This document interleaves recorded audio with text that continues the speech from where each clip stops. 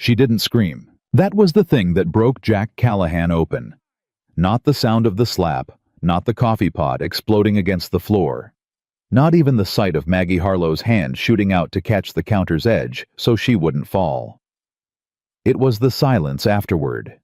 The way she stood there with her cheek turned and her knuckles white and her jaw set, absorbing it the way a woman absorbs something she has absorbed before without surprise, without hope that anyone in that room was going to move. 6 men, not one of them stood up. Jack set down his cup and stood up.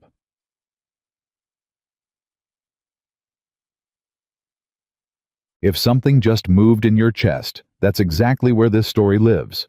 Subscribe right now and stay with me through every part, because Maggie Harlow's fight is just beginning, and the man who finally stood up for her is carrying secrets of his own that are going to change everything. Drop your city in the comments. I want to see how far one woman's courage can travel.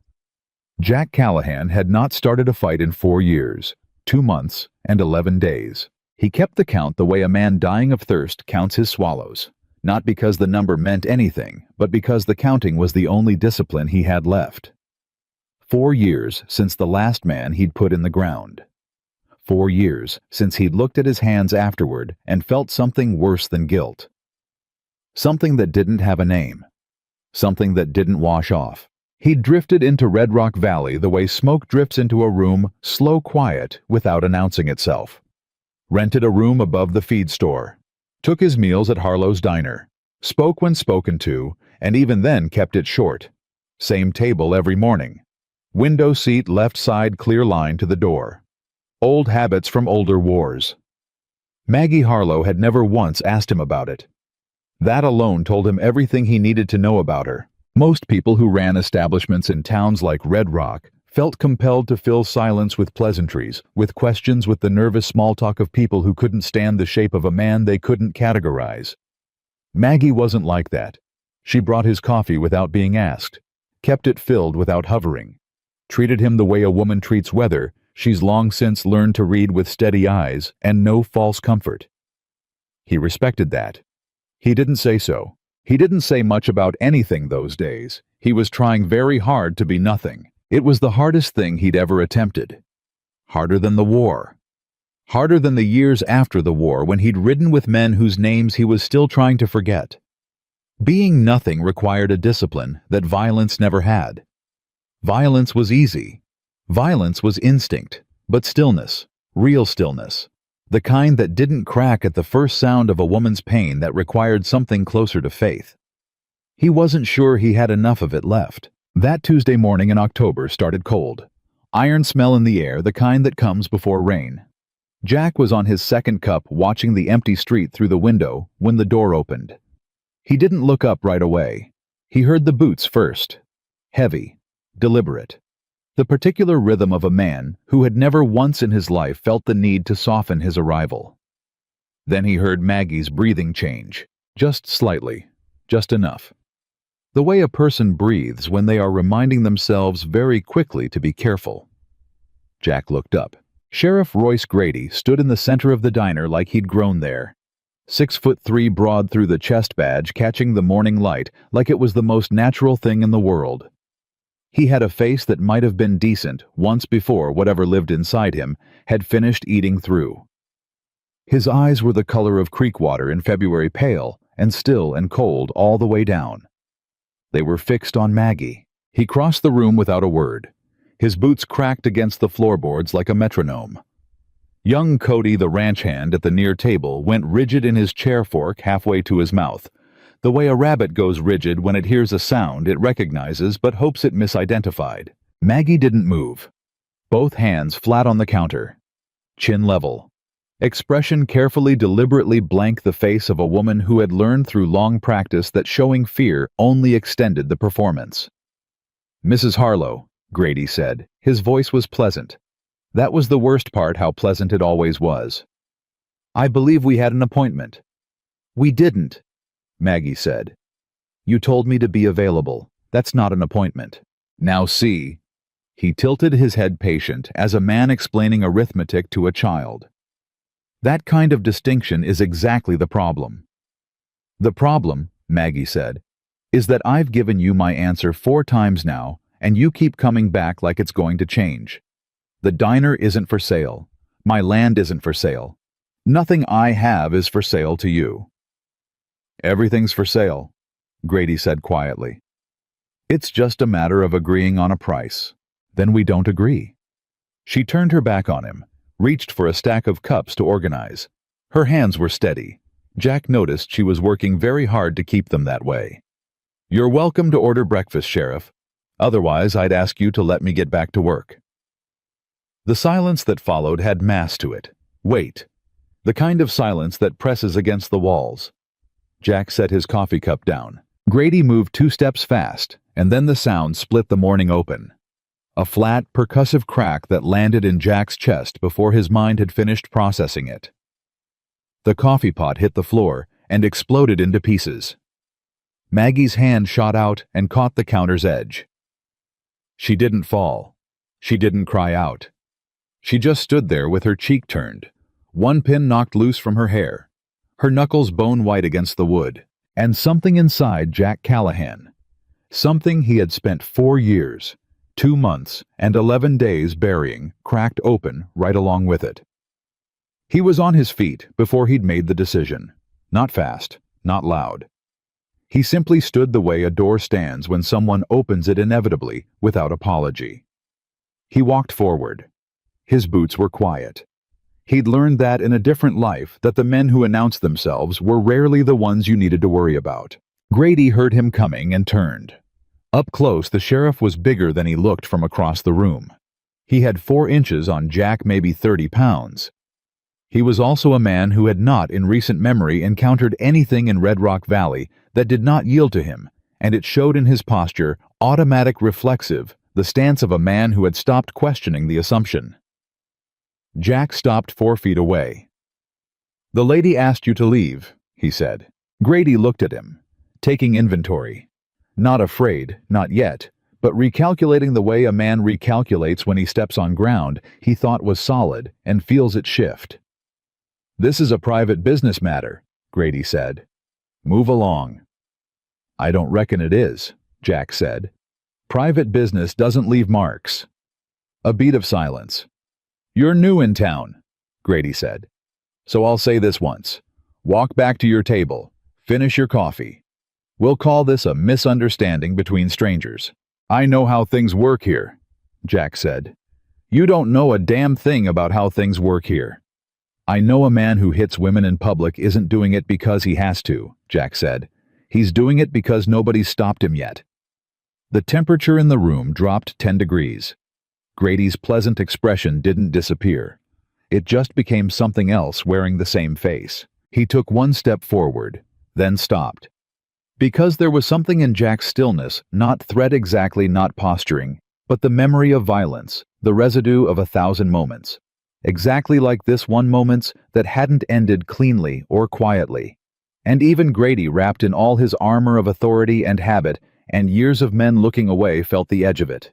He laughed instead, short, sharp, a performance for the room. He looked around at the ranch hands, the woman with her daughter, young Cody, still frozen with his fork, making sure they were watching.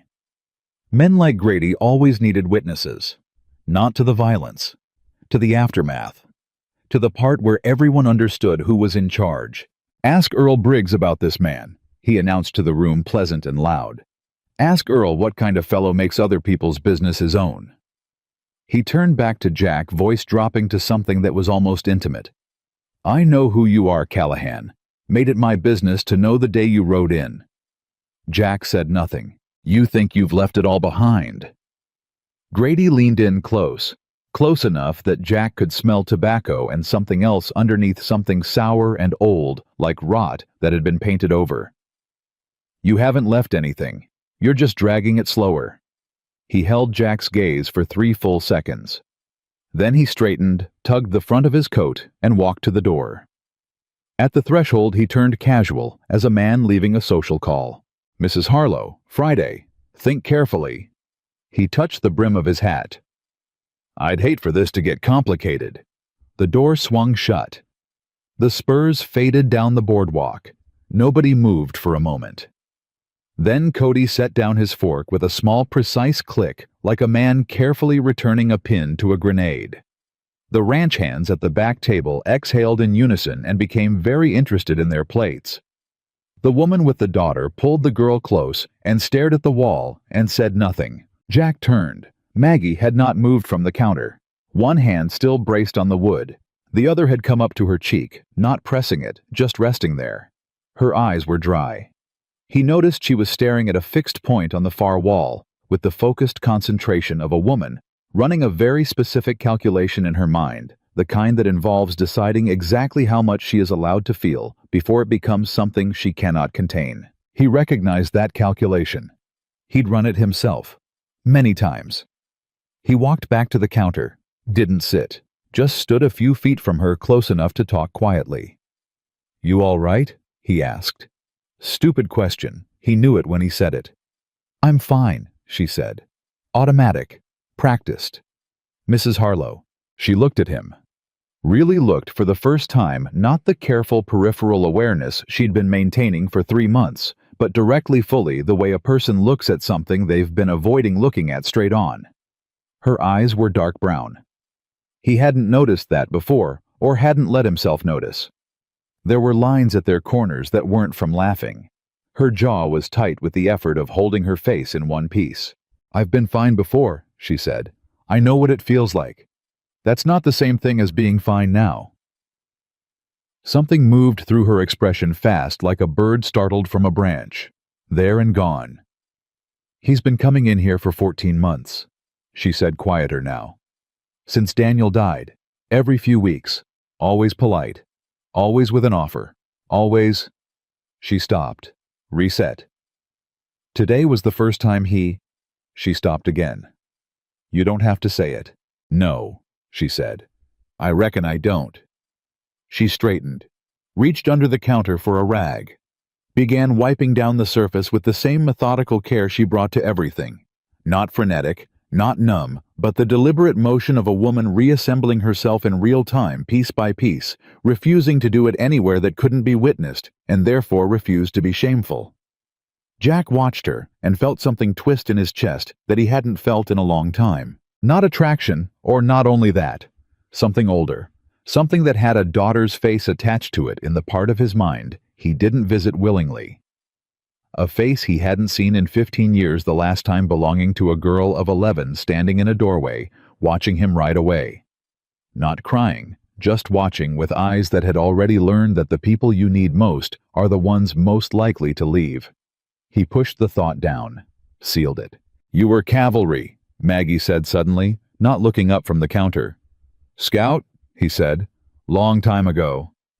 "And before that?" He met her eyes when she looked up. "Things I'm not proud of." She nodded once, turned away. "Coffee's going cold. I'll bring you a fresh cup." He went back to his table. Through the window, he could see Grady across the street, stopped in front of the land office. He was talking to a man Jack hadn't placed yet. Heavy-set, dark coat, the confident posture of a man whose authority came from paperwork rather than guns, but who had learned to use it just as effectively. They spoke for a minute. The man in the dark coat glanced toward the diner. Jack watched them both and said nothing, and thought about the way Maggie had said 14 months, the precision of it, the way grief always knows exactly how long it's been carrying itself down to the day. Maggie set a fresh coffee in front of him without a word. He waited until she'd stepped away. "That man Grady's talking to," he said quietly. "Who is he?" She didn't make it obvious that she was looking. Just a slight adjustment of angle, quick and practiced. "Thomas Aldridge," she said. "County Land Commissioner. And Grady's brother-in-law." She moved on down the counter. "They've been connected to every land transfer in this valley for the past 6 years." Jack absorbed that. "How did Daniel die?" Her hands paused on the cup she was rinsing. A half-second pause, no more. Then the motion resumed. "Riding accident," she said. "Out near Cartwright Creek. His horse came back without him. They find him. Eventually." Flat. Final. An entire conversation in one word. Jack turned back to the window. He thought about water rights and land records, He thought about the precision of 14 months and the particular blankness of eventually. He thought about a man who controlled every accident in a valley, and a sheriff who had stopped needing to pretend. He thought about Friday. 3 days. Earl Briggs had been pouring whiskey at the Dusty Spur since before the railroad bypassed Red Rock, an event he had never forgiven and frequently referenced as the singular cause of every misfortune in the valley up to and including the weather. He was 63 years old, missing 2 fingers on his left hand from a fence post disagreement in 1871, and he knew everything about Red Rock that was worth knowing and some things that weren't. People talked in front of bartenders the way they talked in front of furniture, without thought for whether the furniture was listening. Earl had always listened.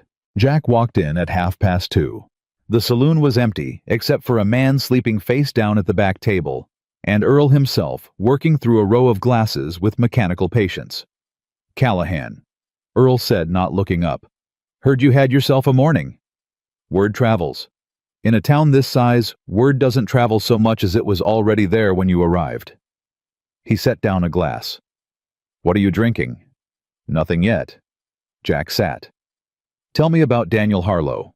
Earl's hands slowed. Not stopped. Slowed. The careful measurement of a man choosing his portion. "Daniel Harlow," he said, "was a good man. Honest. Worked hard. Loved his wife in the plain, unglamorous way that decent men love when they don't have the words for anything more complicated. And that was enough. It was more than enough." And Grady.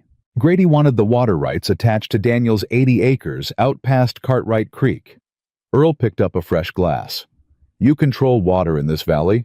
You control everything that needs it. Livestock, crops, people."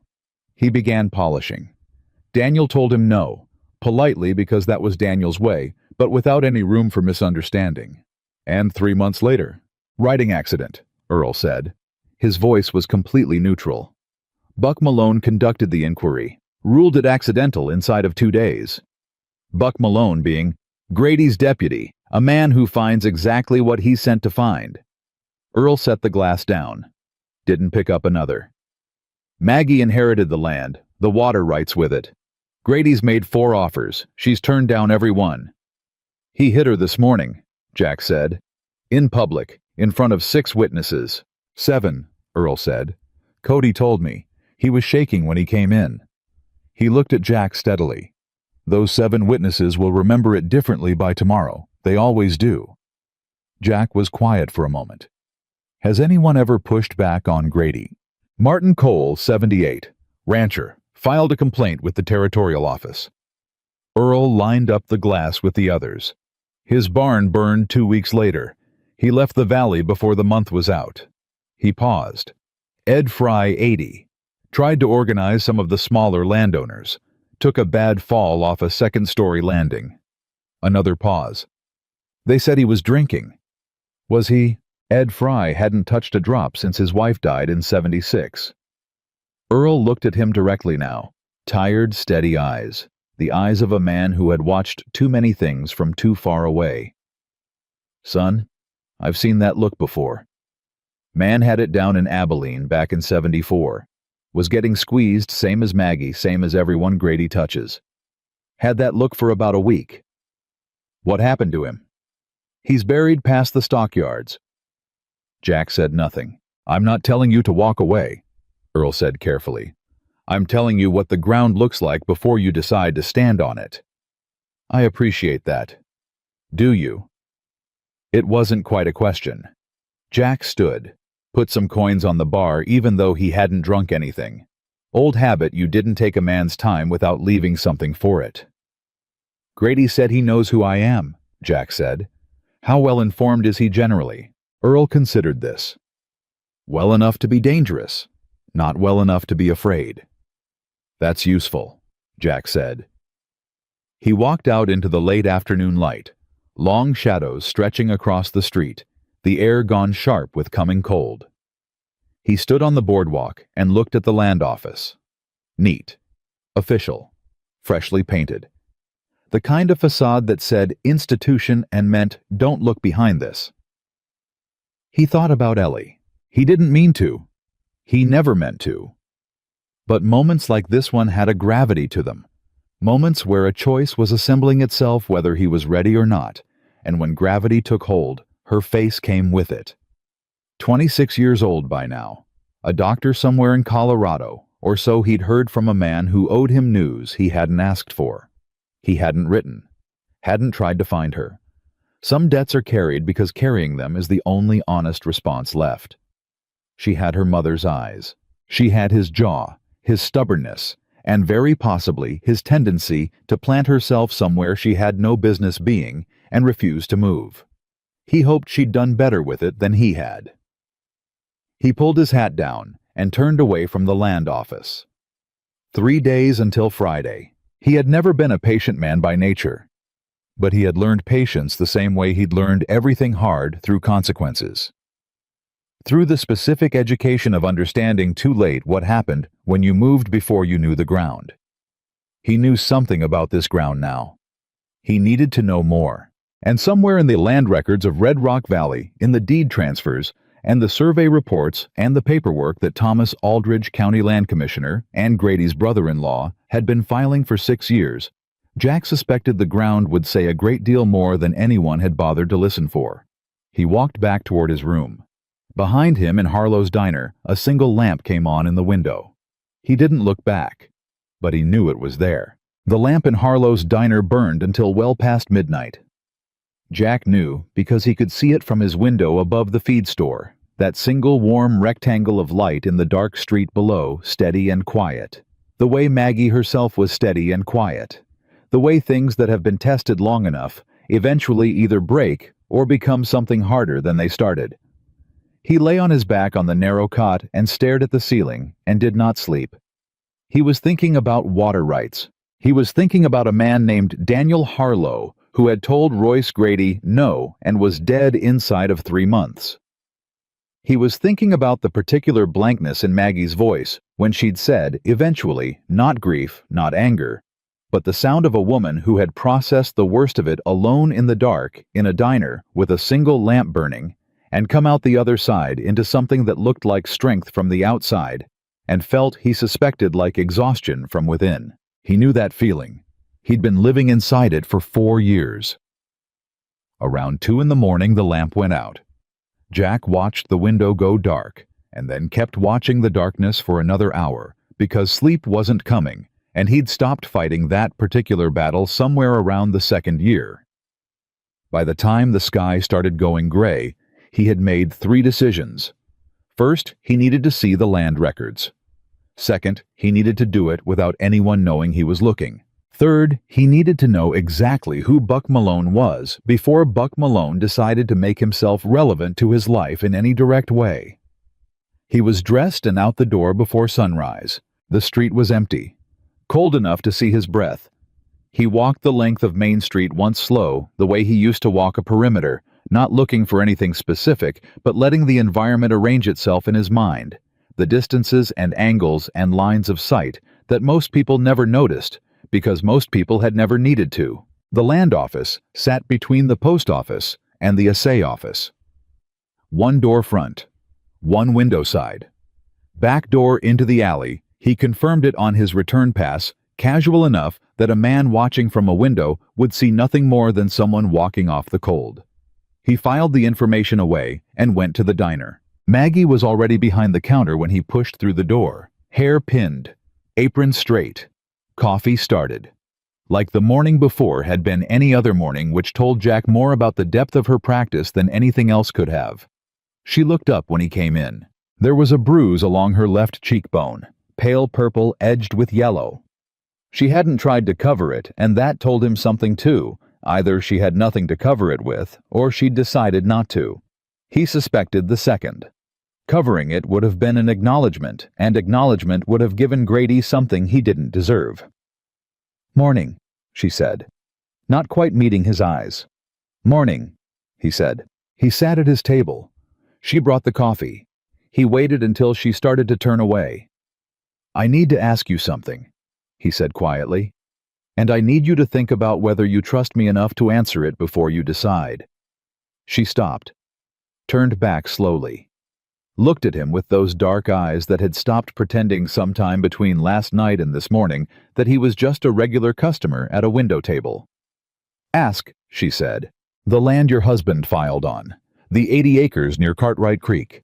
He kept his voice low, even conversational to anyone glancing through the window. "Do you still have the original deed, the survey documents?" Something shifted in her expression. Not surprise calculation. She was thinking through why he was asking before she answered, which was exactly what he'd have done in her position. "They're at the house," she said carefully. "Why? Because Grady wants that land badly enough to have waited 14 months and 4 rejected offers before losing his patience this publicly," Jack said. "Men like Grady don't lose patience without reason. Something changed. Something put pressure on the timeline." Her eyes sharpened. "What kind of something? I don't know yet, but I'd like to look at those documents." She studied him for a long moment. The diner was empty, still too early for the regulars. Just the two of them, and the sound of coffee working itself on the stove. "Why?" she asked, not hostile, genuinely asking. "Because I was a cavalry scout for 11 years, Jack said. "And before that, I rode with men who made their living knowing which land had water and which didn't, and what that was worth, and how to take it from the people who had it." He held her gaze. "I know what that kind of scheme looks like from the inside, Mrs. Harlow. I've been on the wrong side of one." The words cost him something. He could feel it, the small withdrawal from an account he'd been carefully rebuilding, the account of a man who didn't have to say certain things out loud anymore. But she deserved the truth of why he was qualified to help her, and the truth wasn't clean. Maggie looked at him for 3 full seconds. Then she untied her apron. "I open the diner at 7, she said. "I can be back by 8 if I walk fast. Can you manage the coffee for an hour?" He blinked. Yes." "Don't let anyone run a tab," she said, retying the apron. "Especially not Cody. He'll try." She paused at the door to the back room, half-turned. "The documents are in a box under the floorboard in the bedroom, left side near the window. There's a loose board, you'll feel it." She met his eyes. "I'll bring everything." She pushed through the back, and he heard the rear door open and close. Jack sat alone in the diner with the coffee and the silence, and the particular feeling of a man who had just been trusted with something expensive by someone who had very good reasons not to trust anyone at all. He refilled his own cup. He waited. She was back in 53 minutes. He knew because he'd been counting. Old habit. She came through the front door with a flat wooden box under one arm, and her cheeks flushed from the cold, and her eyes sharp with something that might have been fear, or might have been the particular alertness that comes when a person decides after a long time standing still to move. She set the box on his table and sat across from him, the first time she'd sat at any customer's table. He realized in the 3 months he'd been coming here. She opened the box. The documents were neat, carefully preserved. She was a woman who understood that paper was power, or at least that it could be in the right hands. Deed of claim. Original survey. Map, 2 letters from the Territorial Land Office confirming the filing, and a third document he almost missed, tucked beneath the others. Older, the ink faded to the color of weak tea. He pulled it out carefully. It was a survey report, dated 1877, 3 years before Daniel Harlow's claim. The surveyor's name at the bottom was a man called R.P. Aldridge. Jack looked up. "Thomas Aldridge," he said. "The land commissioner. What's his first name?" "Thomas Robert," Maggie said, watching his face. "Why?" Jack turned the paper toward her and pointed to the signature. She stared at it. Her face went very still. "R.P. Aldridge," she read. "Robert P. Aldridge," Jack said. "I'd need to confirm it. But if that's the same family, if Thomas Aldridge's father or uncle or brother conducted the original survey on this land..." He stopped. Let her finish the thought herself. "Then the survey was never independent," she said slowly. "The Aldridge family has known what this land is worth since 1877. She looked up. "Before Daniel ever filed." "Before Daniel ever filed," Jack confirmed. They sat with that for a moment. "That's not enough," Maggie said. "Having the same name isn't..." "No," Jack agreed. It's not enough, but it's a thread. He carefully replaced the document in the box. Who keeps the land records for the county physically? Where are they stored? The land office, she said. Thomas Aldridge's office. Of course. Is there anyone else? A copy filed somewhere else, Territorial Office Federal Records? Maggie thought for a moment. The post office sends a copy of all deed filings to Santa Fe every quarter. Mandatory territorial requirement. Daniel made sure of it. He was careful that way. She paused. He was very careful. Her voice shifted on that last sentence. Just slightly. Just enough. Jack didn't push it. Santa Fe, he said. That's a start. She closed the box. Her hands were steady on the lid. He watched her jaw work for a moment, the way a person's jaw works when they are deciding whether to say the next thing. He wasn't careless, she said finally, not looking up. Daniel. People said it was carelessness, that he'd been out near the creek too many times in the dark, that he knew that land should have known better. That's what Buck Malone put in the report. She pressed her palms flat against the box. Daniel had been riding that land for 2 years. He knew every rock, every dip, every place where the bank got soft near the water. She looked up. He would not have fallen. I know, Jack said. You don't know, she said. Not harsh, just precise. You didn't know him. No, Jack said. But I know the shape of an accident that isn't one. I've seen enough of them. He held her gaze. I believe you. Something happened in her face then, something he hadn't expected. Not relief exactly. Something rawer than that. The expression of a person who has been saying a true thing for 14 months to people who nodded politely and believed nothing, and has just for the first time been believed. She looked away quickly. More coffee, she said. Please, he said. She got up and got the pot, and the morning began to fill with the sound of the door opening and customers coming in, and the ordinary business of the diner resumed around them like water closing over a stone, and nobody who came through that door would have known that anything had happened at that window table at all, which was exactly how Jack needed it.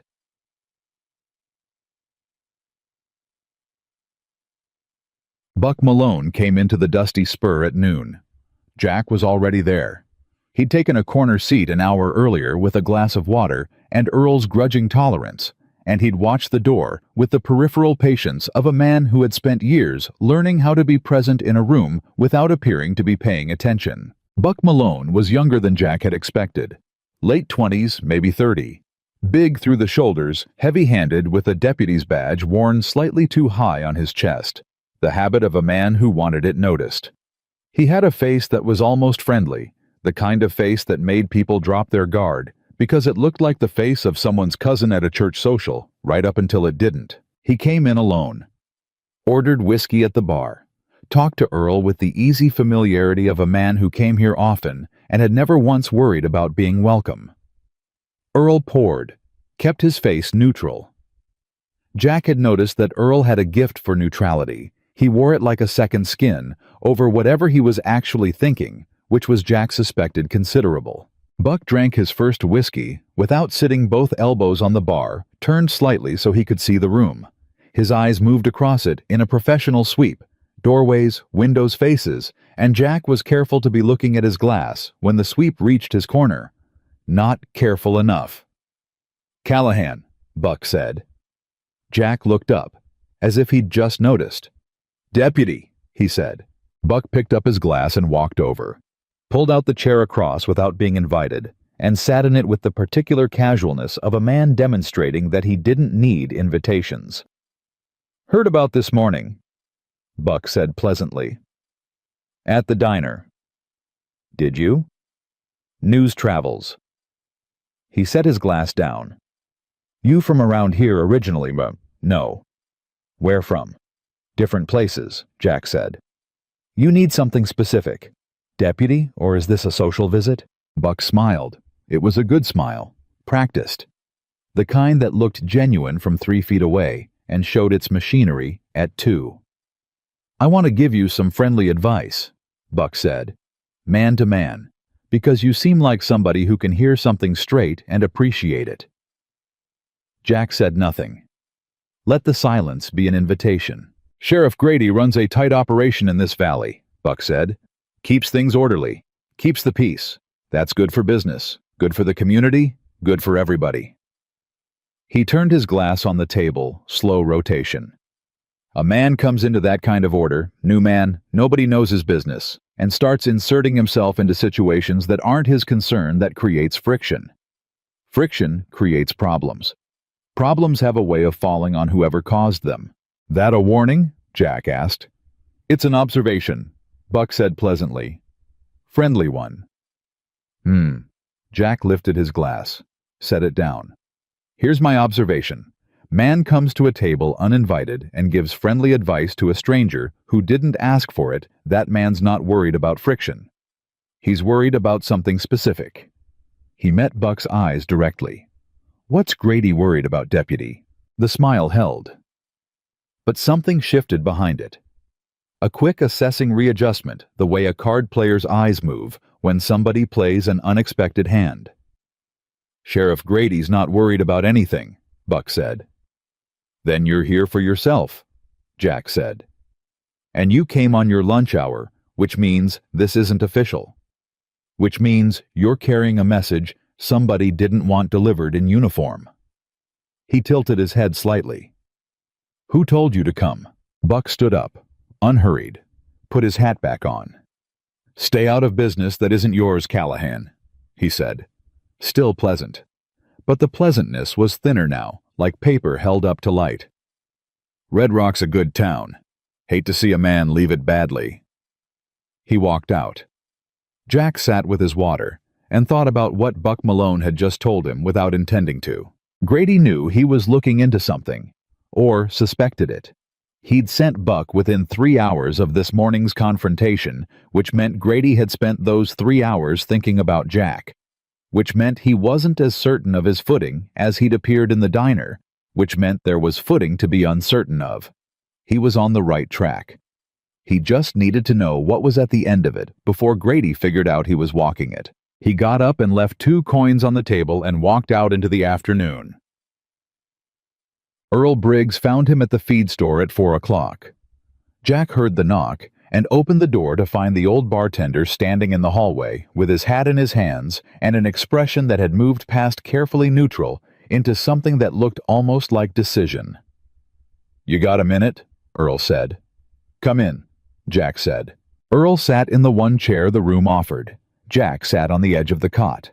The old man turned his hat in his hands for a moment, the nervous gesture of someone who had been keeping something for a long time and had decided the keeping was costing more than the telling. "I didn't tell you everything yesterday," Earl said. "I know," Jack said. Earl glanced up. "How?" "Because there's always more. And you were measuring me." Jack kept his voice level. "What didn't you say?" Earl let out a slow breath, turned the hat once more. "Daniel Harlow didn't just file a land claim," he said. "About 6 months before he died, he came to me. Quiet private bought a drink, talked about the weather for 10 minutes, then told me he'd found something." He paused. He'd been down near Cartwright Creek after a heavy rain. The water level had dropped first time in years, he said, low enough to see the creek bed clearly, and what he found in that creek bed was a survey marker. Jack went still. "Not his," Earl continued. "An old one, pre-territorial, marked with an Aldridge stamp." He looked up. "Jack, that creek doesn't run through Daniel's 80 acres. It runs through 40 acres adjacent land that's been listed as public domain in the territorial record since 1869. Jack felt something lock into place in his mind, clean and cold. "Except it isn't public domain," he said. "It was quietly transferred to a private holding company in 1878, Earl said. "A company called Valley Water Associates Incorporated in New Mexico Territory." He held Jack's gaze. "I had a cousin worked in Santa Fe at the Territorial Land Office at the time. He wrote me a letter about it, thought it was irregular the way the transfer was documented. I kept the letter because—" He stopped. "I don't know why I kept it. Insurance maybe. Against a day I might need it. Do you still have it? Jack asked. Earl reached into his coat pocket and produced a folded envelope creased and soft with age. Valley Water Associates, he said, placing it on the cot beside Jack.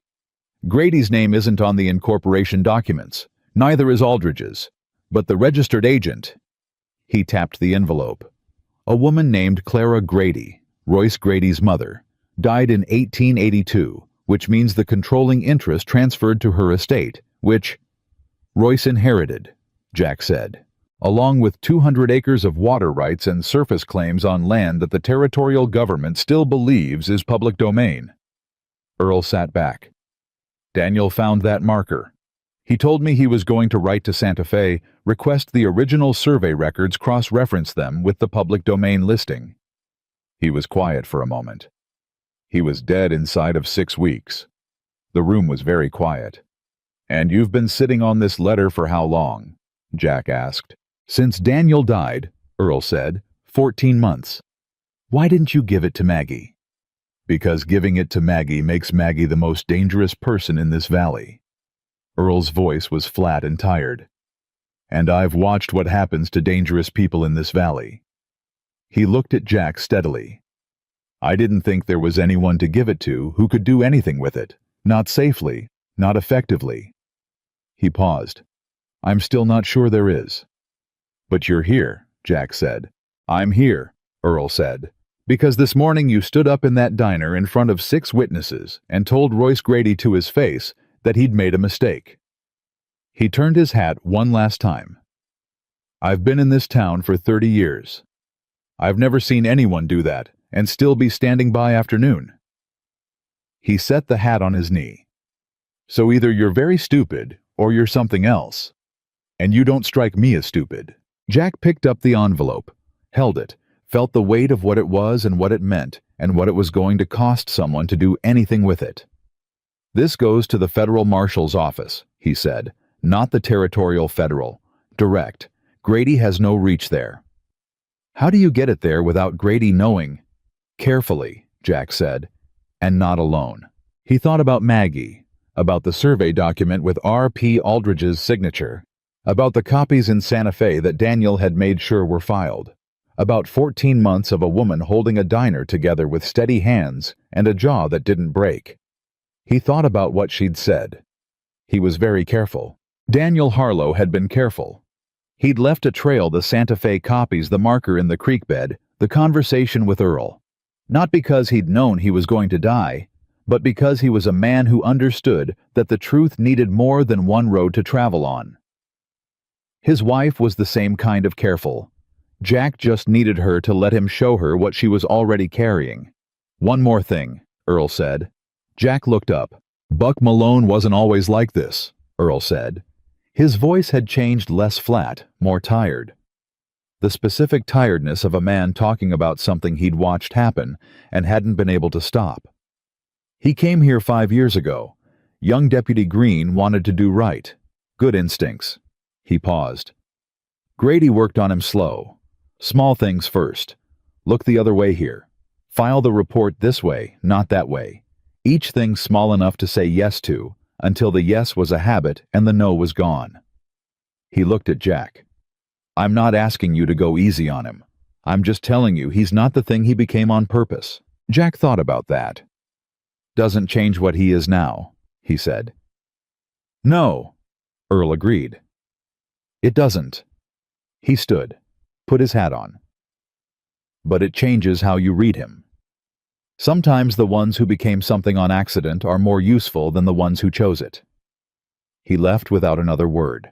Jack sat alone with the letter and the gathering dark outside his window, and the sound of Red Rock settling into evening, the distant clang from the smithy voices from the saloon 2 streets over, somewhere, a dog somewhere, a child called in for supper. Ordinary sounds. A town living its ordinary life around the machinery of what Grady had built inside it. He thought about Friday. 2 days now. Maggie was going to refuse again. He was certain of that. She was not the kind of woman who changed a decision because a situation became dangerous. If anything, danger made her hold tighter. He'd seen it in the way she'd gripped the counter, the way she'd said 14 months without flinching, the way she'd sent him to get those documents without a second hesitation once she'd made up her mind. She'd made up her mind a long time ago. She was just waiting for the ground to hold. He spread Earl's letter open on the cot beside the survey document from Maggie's box, and he sat on the floor in the last of the daylight, and he read everything twice, and then a third time, and by the time he was done, the room was dark, and his back ached, and he had the shape of it in his mind. Not all of it, not enough yet, but enough to see what it was. What Grady had built wasn't just corruption. It was architecture. Years of it layered and load-bearing, each piece supporting the next, the whole thing designed to look like the natural order of a frontier valley from the outside and be something entirely different within. To bring it down, you didn't push on the facade. You pulled the foundation. The foundation was a letter in a dead man's file in the territorial office in Santa Fe, and a survey marker in a creek bed, and a woman who had been standing on the truth for 14 months without knowing exactly what she was standing on. Jack folded both documents carefully, tucked them inside his coat against his chest. He sat for a while in the dark. He thought about Ellie again, couldn't help it. Didn't try to stop it this time. He thought about the particular courage of women who hold things together after the men in their lives have failed them, or left them, or simply been taken. The specific exhausted strength of it. The way it looked like stubbornness from the outside, because stubbornness was easier for people to name than what it actually was. Survival dressed in whatever clothes were available. He hadn't protected his daughter. That was the truth of it, simple, unadorned. He'd ridden away when she was 11 years old, and told himself it was for her sake, and the lie had been so convenient that he'd nearly believed it. Nearly. He couldn't go back and change the shape of what he'd done. But he was here now. He was awake now. And in 2 days, Royce Grady was coming back to Harlow's diner. Jack intended to be ready. Thursday came in cold and mean, the kind of morning that made Red Rock feel smaller than it was, the buildings pressed together against the wind. The people moving faster with their heads down, not looking at each other more than necessary. Jack was at the diner before Maggie unlocked the front door. She found him on the boardwalk when she came around from the back, and she stopped for just a moment, not surprised exactly, but registering something. The fact of him being there. The deliberateness of it. "You're early," she said. "I need to show you something," he said, "before the morning rush." She unlocked the door without another word and held it open. Inside, she lit the lamp and started the coffee, and didn't ask him to wait while she did it, which he appreciated.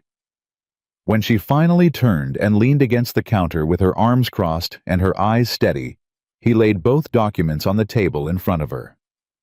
Earl's letter first, then the old survey report with R.P. Aldridge's signature. He watched her read. She was fast, faster than he'd expected. Her eyes moved across the page with the focused efficiency of a woman who had spent years managing accounts, reading contracts, understanding what words on paper actually meant versus what people told her they meant. She finished the letter, set it down, picked up the survey report. Read it twice. Then she stood very still.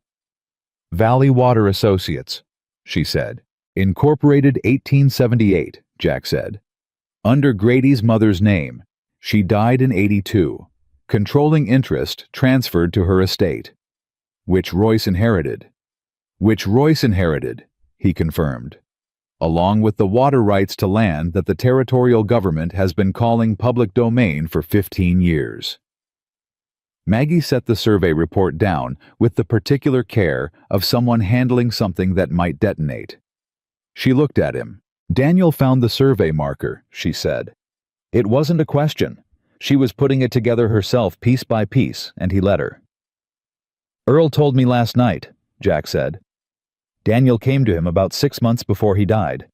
He'd seen the marker after the rain dropped the creek level. He was going to write to Santa Fe." "He did write to Santa Fe," Maggie said. Jack went still. "He sent the letter 2 weeks before he died," she continued. Her voice was flat and controlled, and underneath it, something was moving, something large and pressurized like water behind a cracking dam. "I found it in his desk after a copy he'd kept. I didn't know what it meant at the time. I didn't know what he'd found. She looked at the documents on the table. I put it in the box with everything else, because Daniel kept things for reasons even when he didn't explain them. Is the copy still in the box? Jack asked.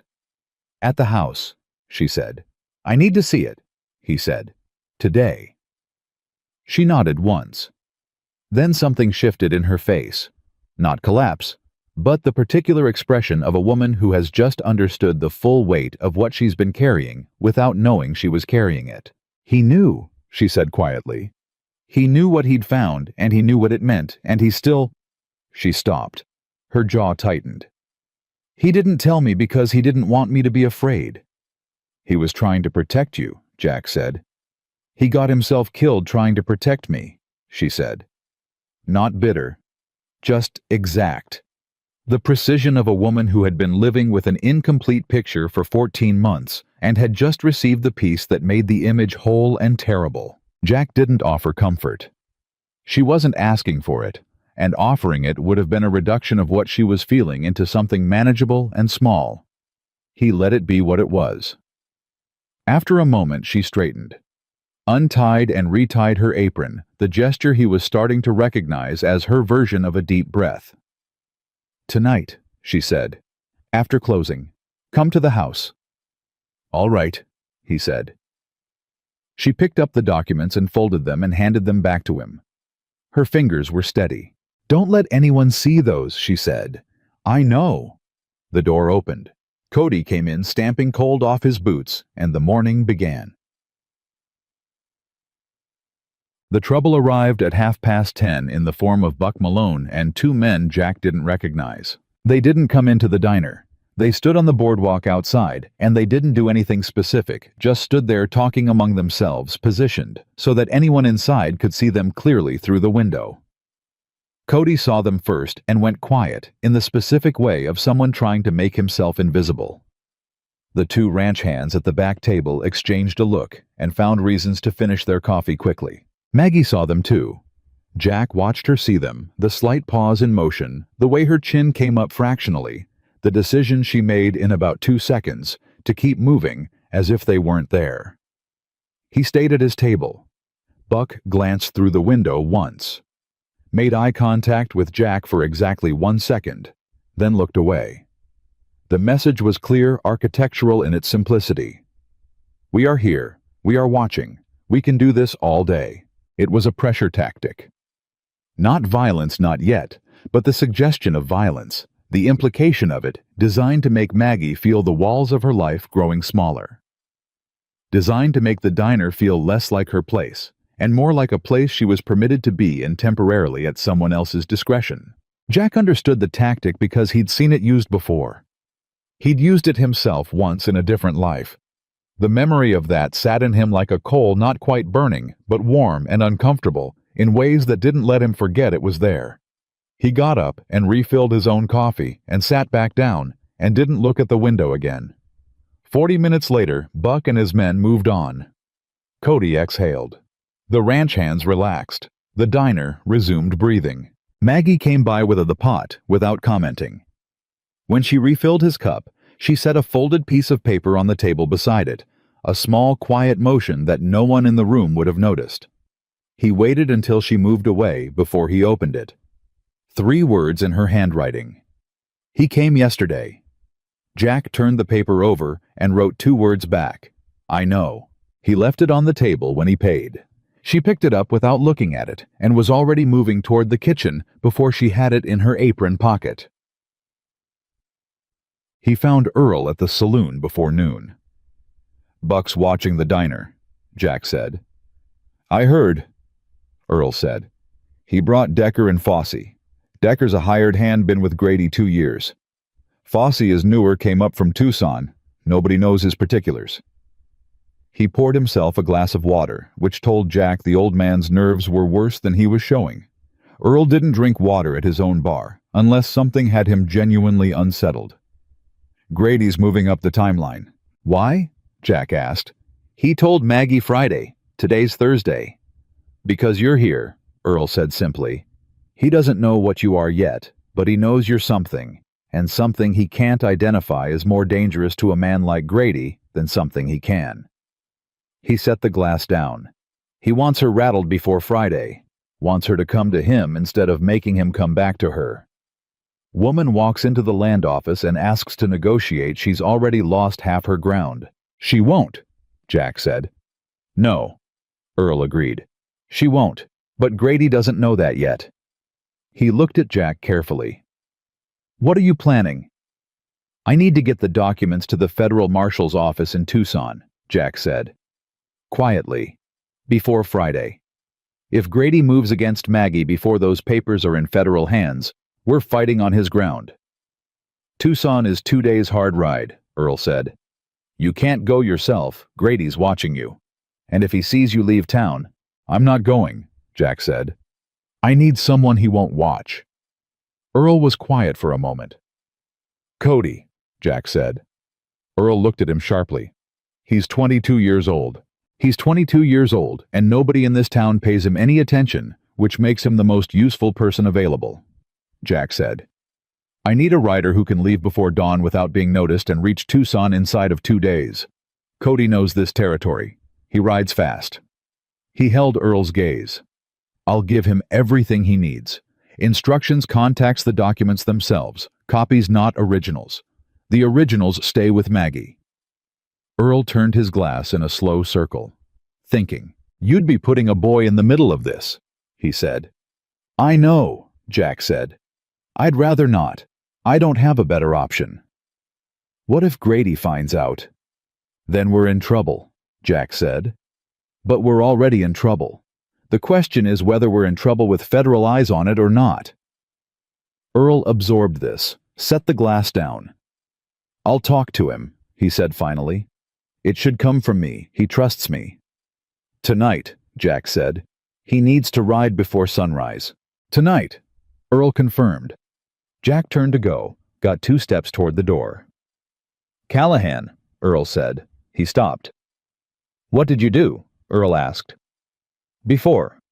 The things you said you weren't proud of. He wasn't being accusatory. The question was too quiet for that, too careful. He was asking because it mattered to how he trusted what Jack was asking of him. I think I need to know. Jack stood with his back still partly to the old man. He considered not answering. He'd gotten good at not answering that question. But Earl had handed him a letter he'd been sitting on for 14 months. Earl was going to send a 22-year-old boy into the dark with federal documents. Earl deserved the truth. I rode with a company that acquired land, Jack said. In New Mexico mostly, some in Texas. We didn't always acquire it clean. He paused. We used the law when the law cooperated. When it didn't, we used other things. Another pause. I told myself for years that I was just the scout, just the man who found the ground and read it and reported back. That the decisions about what happened after weren't mine. He turned slightly. I was lying to myself. I knew what I was scouting for. I knew what would happen to the people already on that land. I did it anyway because I was paid well and because... He stopped. Because it was easier than not doing it. Earl looked at him steadily. And then, he said. And then I watched something happen that I couldn't file away under someone else's decision, Jack said. And I stopped. He met the old man's eyes. That's the whole of it. Earl nodded slowly. Once. All right, he said. Tonight. Maggie's house was a 10-minute walk from the diner, and Jack made it in 8, moving fast through streets gone quiet with early dark. She answered his knock before he'd finished knocking. She'd been listening for it. Inside was small and neat and more personal than the diner, which made sense. The diner was her armor. The house was what she was protecting. She had the box on the kitchen table already. And on top of it, separate a single folded letter. She handed it to him. He read it standing up because sitting down would have taken a second he didn't want to waste. Daniel Harlow had written clearly and without drama. A man making a report precise and orderly, the survey marker he'd found the date, the location, the Aldridge stamp, the coordinates. his cross-reference with the public domain listing in the territorial records, his suspicion that the land had been improperly transferred, his request that the Santa Fe office pull the original incorporation documents for Valley Water Associates and compare them against the current ownership records for the Cartwright Creek water rights. At the bottom, in slightly different ink, added later. Jack judged maybe a day or two after the rest. I have reason to believe that Sheriff R. Grady may have a financial interest in this matter. I am sharing this information with 2 trusted individuals locally, in the event that anything should happen to me before Santa Fe responds. I am not a man given to drama. I am simply a man who believes the truth is worth more than the discomfort of speaking it. Jack lowered the letter. The room was very quiet. He knew, Jack said. Yes, Maggie said. He knew something might happen to him, and he still filed the letter. Yes. Her voice was even. It cost her something to keep it that way. He could see the cost in the line of her shoulders, in the way she was standing very straight and very still, the posture of a woman who has decided that she is not going to come apart in front of anyone, and has been deciding that every single day for 14 months. He was a brave man, Jack said. He was a stubborn one, she said. A beat. We had that in common. Something moved in her eyes, then quick and private, a flash of something that might have been memory, or grief, or the specific pain of loving someone past the point where you can reach them. She looked away. The 2 trusted individuals, Jack said. One was Earl. Yes? Who was the second? Maggie turned back to him. Me, she said. He told me the night before he died. Not everything, not the survey marker, not the letter. But he told me that he'd found something, and that if anything happened to him, I should look in the box. She looked at the box on the table. I looked in the box. I had a box full of documents I didn't fully understand, and a dead husband and a sheriff making me offers, and no one I could safely ask for help. Her jaw worked once. So I just held on to it, and kept the diner running, and waited. For what? Jack asked quietly. I don't know, she said. Something to change. Someone to show up who... She stopped. She didn't finish the sentence. She didn't need to. Jack set the letter down beside the others on the table. He looked at the arrangement of papers, the survey report, Earl's letter, Daniel's letter, the deed, documents, the territorial filing confirmations, and he saw what they made together. Not just evidence. A case. A carefully built case that a dead man had assembled against his own murderers before they got to him, spread across multiple locations and multiple people, precisely so that no single act of violence could erase it. Daniel Harlow had been more than careful. He'd been brilliant. I need to make copies of this letter, Jack said. Tonight. And I need to add it to the packet going to Tucson with Cody. Cody? She repeated. Earl's talking to him now. He rides before dawn. Maggie was quiet for a moment. Then, he's just a boy. He's the only one Grady isn't watching, Jack said. And he cares about you. Earl says he's been coming to the diner every Tuesday since before Daniel died. He met her eyes. Sometimes the person who loves you plainly and without agenda is exactly who you need. She absorbed that, looked at the table, made a decision. I have paper and ink in the desk, she said. I'll write the copy. My handwriting's faster than yours. How do you know that? Because you hold a pen the way a man holds a gun, she said, like it might resist you. He almost smiled. She didn't see it, she was already moving toward the desk, but he thought maybe she knew it anyway. She wrote fast and clean, transcribing Daniel's letter word for word, and he watched her do it, and felt something settle in him that he hadn't felt in a very long time. Not peace, not yet, not with what was coming, but the particular solidity of a thing that has been drifting, finding ground to stand on.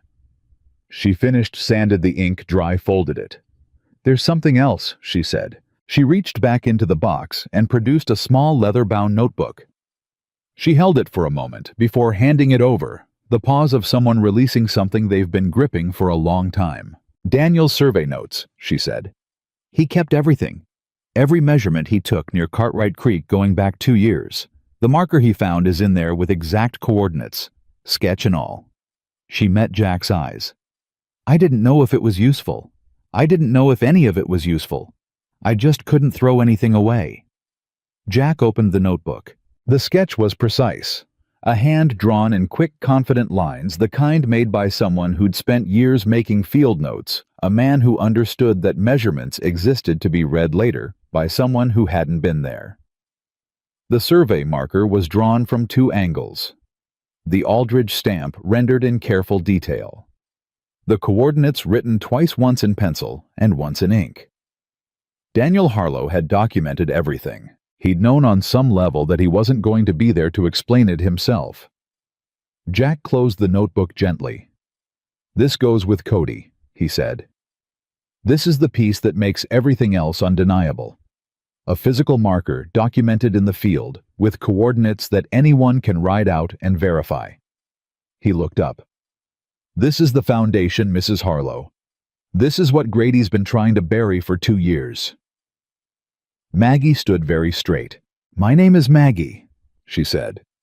"If we're going to do whatever it is we're about to do, you can call me Maggie."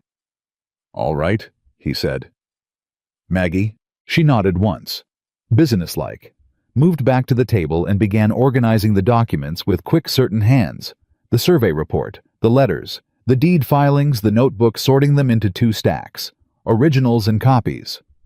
Her hands knew what they were doing. This was a woman who had managed accounts and contracts and inventory for years, who understood that order and paperwork was not fussiness, but function. "The originals stay here," she said. "Hidden, not in the box. I know a place in the floorboard Grady's men have already searched once. They won't think to look twice." She looked up. "The copies go with Cody. If something happens to Cody—" "Nothing's going to happen to Cody," Jack said. "If something happens to Cody," she repeated with the patient firmness of a woman who does not accept comfortable reassurances when she can have a contingency plan.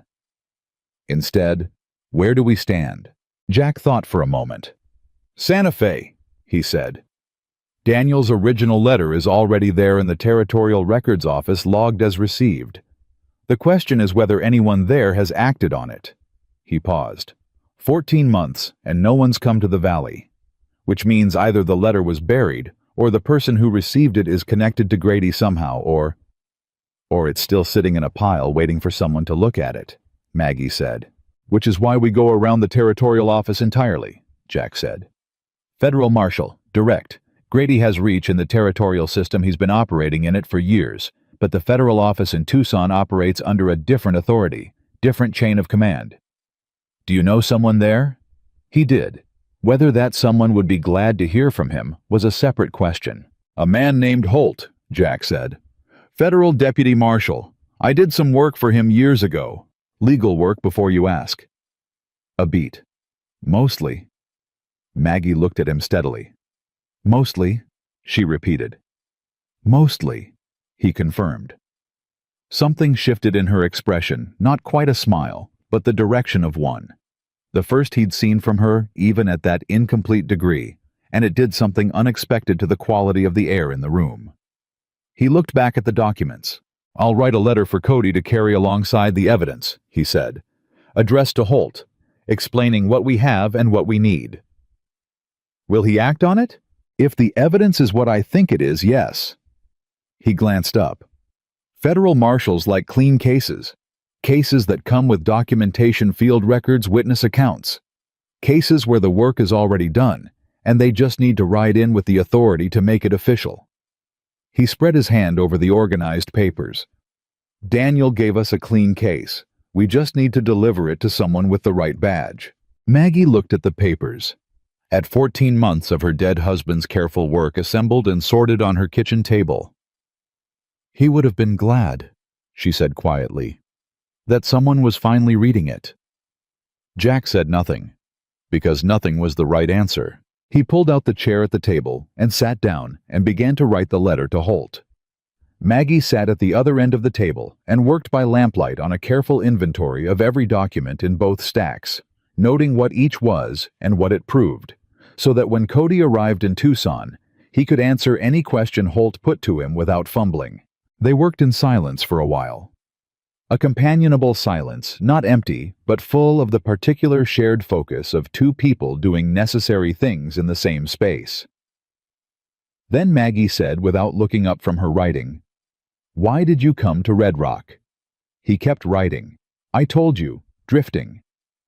"Men drift to places for reasons," she said. "Even when they're running from something. The thing they're running from points them somewhere." He was quiet for a moment. "My daughter," he said finally. "She's in Colorado, or she was last I heard." He paused. "I don't know if I was going toward her or away from her. I'm not sure there's a difference at a certain distance." Maggie looked up from her writing. Just briefly. Long enough to let him know she'd heard it, the full weight of it, not just the words. "How long since you've seen her?" she asked. 15 years. She didn't say anything, but she didn't look away either. And somehow the not saying and the not looking away were both exactly the right response. "She became a doctor," he said. "Someone told me that. I had nothing to do with it." "Doesn't mean you can't be proud of it," Maggie said. "Doesn't mean I get to be," he said. She considered that. Then she said quietly, "Maybe you get to earn it back. Not the credit, not the right to claim it, but the right to stand somewhere near her again." She returned to her writing. "That's not nothing." Jack didn't answer. He finished the letter to Holt. He read it once, then again, made one correction, folded it into the packet with the copied documents and the notebook. He was tying the packet closed when the knock came at the door. Both of them went still. 3 knocks. A pause. 2 more. Maggie let out a breath. She went to the door and opened it. Cody stood on the step, hat in his hands, looking young and serious and slightly terrified in the way of someone who has just been told they matter to something important. "Earl said you needed me," he said. Maggie stepped back to let him in. He came into the lamplight and looked at the table, at the documents and the packet and the careful organization of a case against the most powerful man in the valley, and something in his young face shifted from terrified to resolved. "What do I need to do?" he asked. "Sit down," Jack said. "I'll tell you exactly." And he did. All of it: where to go, who to ask for, what to say, what not to say. What to do if anyone stopped him on the road. What to do if Holt wasn't there. What to do if Holt refused. He covered every contingency he could think of, and Cody listened with the focused attention of a young man who understood, perhaps for the first time, that he was being trusted with something that weighed more than himself. When Jack finished, Cody looked at the packet for a long moment. Then he looked at Maggie. "He didn't deserve what happened to him," Cody said, meaning Daniel. "Mr. Harlow. He was always decent to me." Maggie's throat moved. "I know," she said. "Thank you, Cody." Cody tucked the packet inside his coat, stood up, put his hat back on with the specific care of someone who has just taken on a responsibility they intend to honor. "I'll be gone before 4, he said. "Back inside 2 days." He looked at Jack. "You'll watch out for her while I'm gone." "Yes," Jack said. Cody nodded, went to the door, paused with his hand on the frame. "One more thing," he said. He was looking at Maggie. "When this is done, whatever happens, don't sell the diner. This town needs it." A beat. "We need you in it." He left before she could answer. The door closed. The lamplight settled. Maggie stood with her hands at her sides, and her eyes bright, and her jaw set, and her whole self arranged around the effort of staying in one piece, which she was managing barely through the kind of will that looks like calm from the outside and feels like holding back a river from within. Jack looked at the empty doorway where Cody had been. He thought about what Earl had said the night before: the ones who became something on accident are sometimes more useful than the ones who chose it. He'd been talking about Buck Malone, but he might as easily have been talking about Cody going the other direction. A boy who'd never been asked to be brave before choosing it in a quiet kitchen over a kitchen table covered in dead man's paperwork. It was enough to make a person believe in something. He wasn't ready to name what. "Tomorrow's Friday," Maggie said. "Yes," Jack said. She looked at him with those dark, steady eyes. "He'll come in the morning," she said. "He always does the hard things in the morning, while people are still soft from sleep." "I know," Jack said. "I'm not going to sell," she said. "I want you to know that. Whatever he brings with him tomorrow, I'm not going to sell, and I'm not going to run, and I'm not going to give him the satisfaction of watching me be afraid." Her voice was level and entirely without bravado. Not a performance of courage, but the plain statement of a woman who has already made her peace with what courage costs. "I just want you to know that going in." Jack looked at her for a moment. "I know," he said, for the third time, but differently than the first 2 times. She held his gaze for a beat longer than necessary. Then she began clearing the table. Jack picked up his hat. He had one more thing to do before morning. He had to find Buck Malone. Buck Malone was not hard to find. He was at the Dusty Spur, same as most nights, but tonight he was alone at a corner table and not drinking the way a man drinks when he's relaxed. He was drinking the way a man drinks when he's trying to get something quiet that won't quiet down. His glass was mostly full, and he kept turning it without lifting it, a slow rotation that said more about where his mind was than any words would have. Jack walked in, crossed the room without looking at the bar, and sat down across from Buck before the deputy had time to arrange his face into the pleasant professional mask he'd been wearing at their last conversation. For one unguarded second, Buck Malone looked exactly like what Earl had described, a young man who had said yes to one small thing, too many, and was now standing inside a version of himself he hadn't chosen and couldn't easily leave. Then the mask came back up. "Callahan?" he said. "You've got nerve sitting down uninvited twice in 2 days." "I sat down uninvited once," Jack said. "You sat down uninvited the first time. I'm returning the courtesy." Buck looked at him, set the glass down. "What do you want?" "To talk," Jack said. "Not as your problem, not as Grady's problem. As one man to another who's been in a bad situation and knows what the walls of it feel like." Something moved through Buck's expression, fast and quickly controlled, like a fish breaking the surface and diving back down before you could be sure you'd seen it. "I don't know what you think you know about my situation," Buck said carefully. "I know you came to that saloon yesterday on your lunch hour without your badge showing," Jack said. "I know Grady sent you, but he sent you unofficial, which means he didn't want it documented. I know you're sitting here tonight alone, which you don't do when things are going the way you want them to." He held Buck's gaze. "And I know that whatever Grady's planning for tomorrow, he hasn't told you all of it. Because men like Grady never tell the people below them all of it. They tell them enough to be useful and not enough to be dangerous." Buck was very still. "That's a lot of knowing for a drifter," he said. "I wasn't always drifting," Jack said. A long silence stretched between them. The saloon was quiet tonight. 3 men at the bar, none paying attention to the corner table.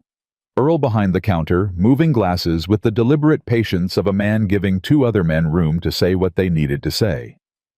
Buck picked up his glass, drank, set it down. "What do you want from me?" he said. Quieter now, the pleasantness entirely gone, which made him seem younger, more real. "Information," Jack said. "What is Grady planning for tomorrow?" "I can't tell you that." "Can't or won't?" Buck's jaw tightened. "Both." "All right," Jack said. "Then let me tell you what I already know, and you tell me if I'm wrong." He leaned forward slightly, voice dropping further. "Grady doesn't just want the diner. He wants the water rights on the Harlow land, which are connected to a fraudulent land transfer he's been hiding since 1878 under his mother's name. He had Daniel Harlow killed because Daniel found the original survey marker and was going to the territorial office with it.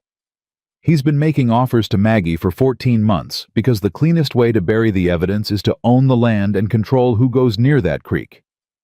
He paused. "How am I doing?" Buck had gone the color of old ash. "Where did you get that?" he said. Not a question, barely even words. "Does it matter?" "It matters because if Grady finds out anyone's been talking..." He stopped himself, looked at the table. "Who would he go after?" Jack asked. "Earl Maggie." He kept his voice even. You. Buck didn't answer. Which was its own answer. Buck, Jack said.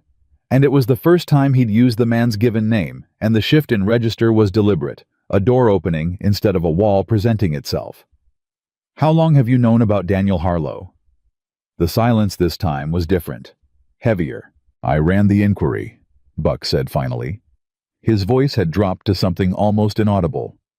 Writing accident. 2 days, case closed. Grady told me what to find, and I found it. He turned the glass. I knew it wasn't right. I knew the minute I saw the bank where he supposedly fell, the ground was wrong, the angle was wrong. A man who knew that land like Daniel Harlow did not fall off that bank on his own. He stopped turning the glass. I wrote it up the way I was told, and I have been living with that for 14 months. The words came out like something that had been stuck for a long time and had finally found the pressure it needed to move.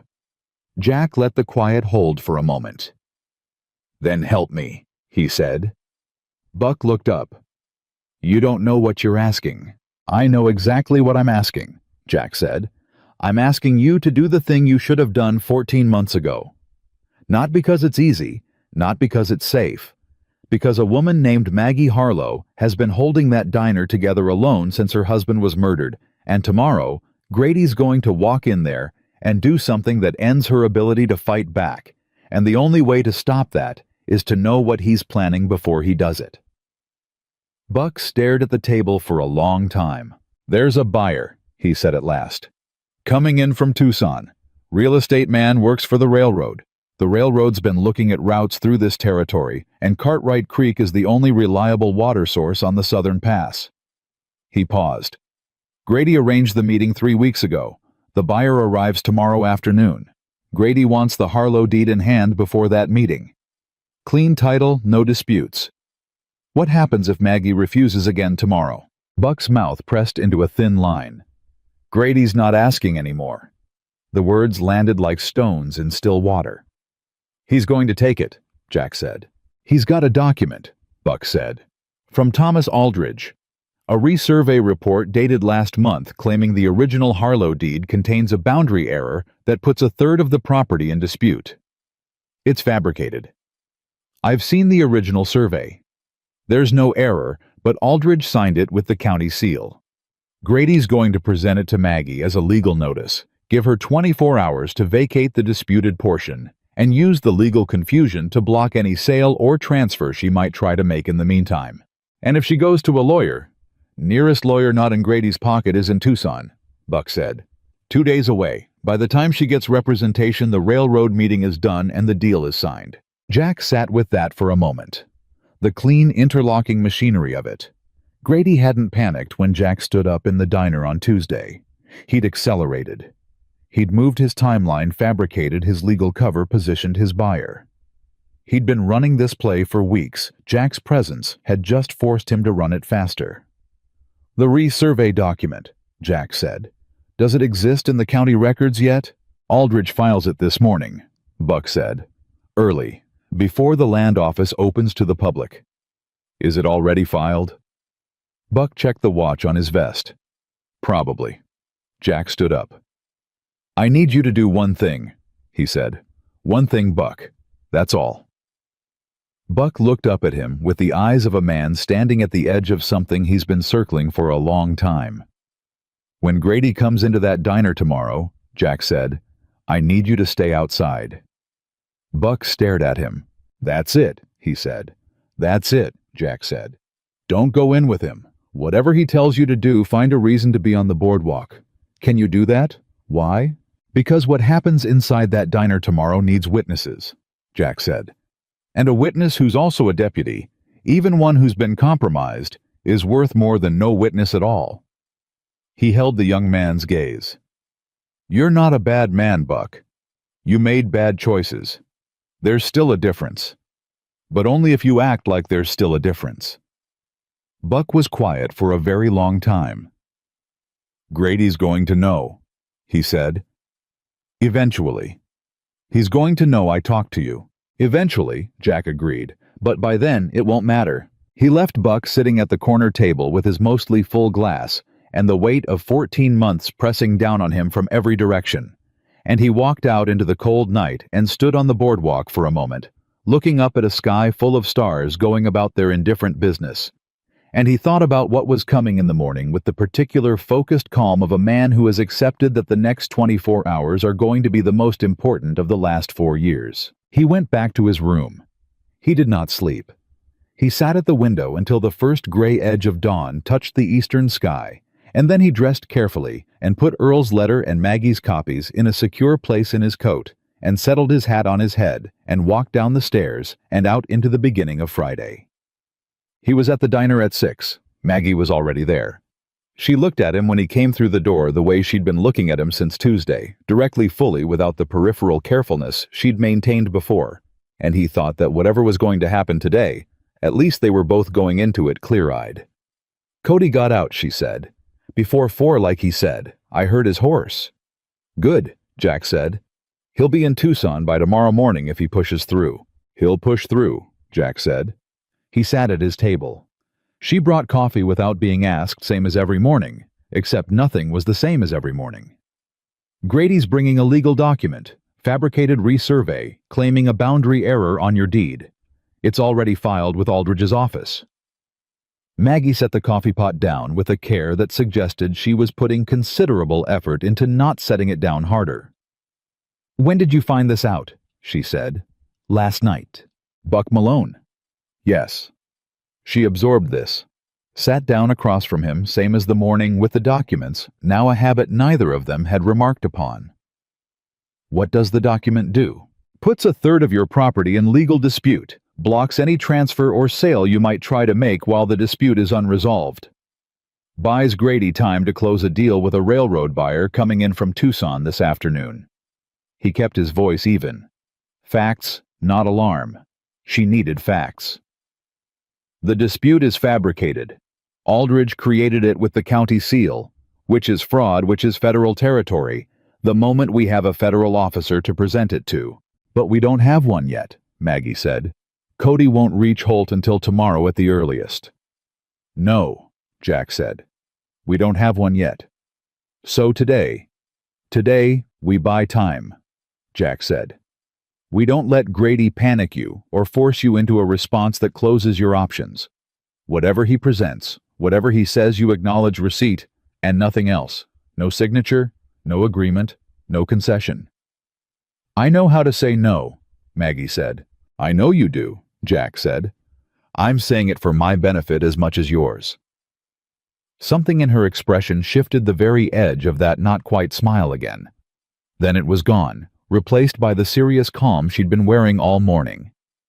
"What about you?" she said. "What about me? What are you going to do when he comes in?" "Whatever needs doing," he said. "That's not an answer. It's the only honest one I have," he said. "I don't know what he'll bring with him. I know what I'll do if he keeps it to words and paper. I know what I'll do if he doesn't." She looked at him steadily. "I don't want anyone hurt on my account." "I know." "I mean it, Jack." His name in her mouth landed differently than he'd expected. Quietly, like a door opening to a room he'd forgotten existed. "I know you mean it," he said. "But some things aren't entirely up to the people they're on account of." She held his gaze for another moment. Then she stood and went back behind the counter because the morning wasn't going to run itself, and Maggie Harlow had never once in her life allowed what was coming to stop her from handling what was here. The diner filled at its usual pace. Cody's absence was noted by no one out loud, but Jack saw Maggie register it, the empty Tuesday table, the untouched seat, and he saw her file it away, under the same careful discipline she applied to everything. At 9 o'clock, Earl came in. He didn't sit. He went to the counter and ordered coffee. He didn't drink and leaned close to Maggie and said something quiet. She nodded once. He left. Jack looked at her when Earl was gone.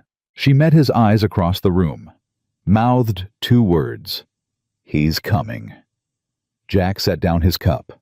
He checked the distance from his table to the door. 12 feet. To the counter, 8.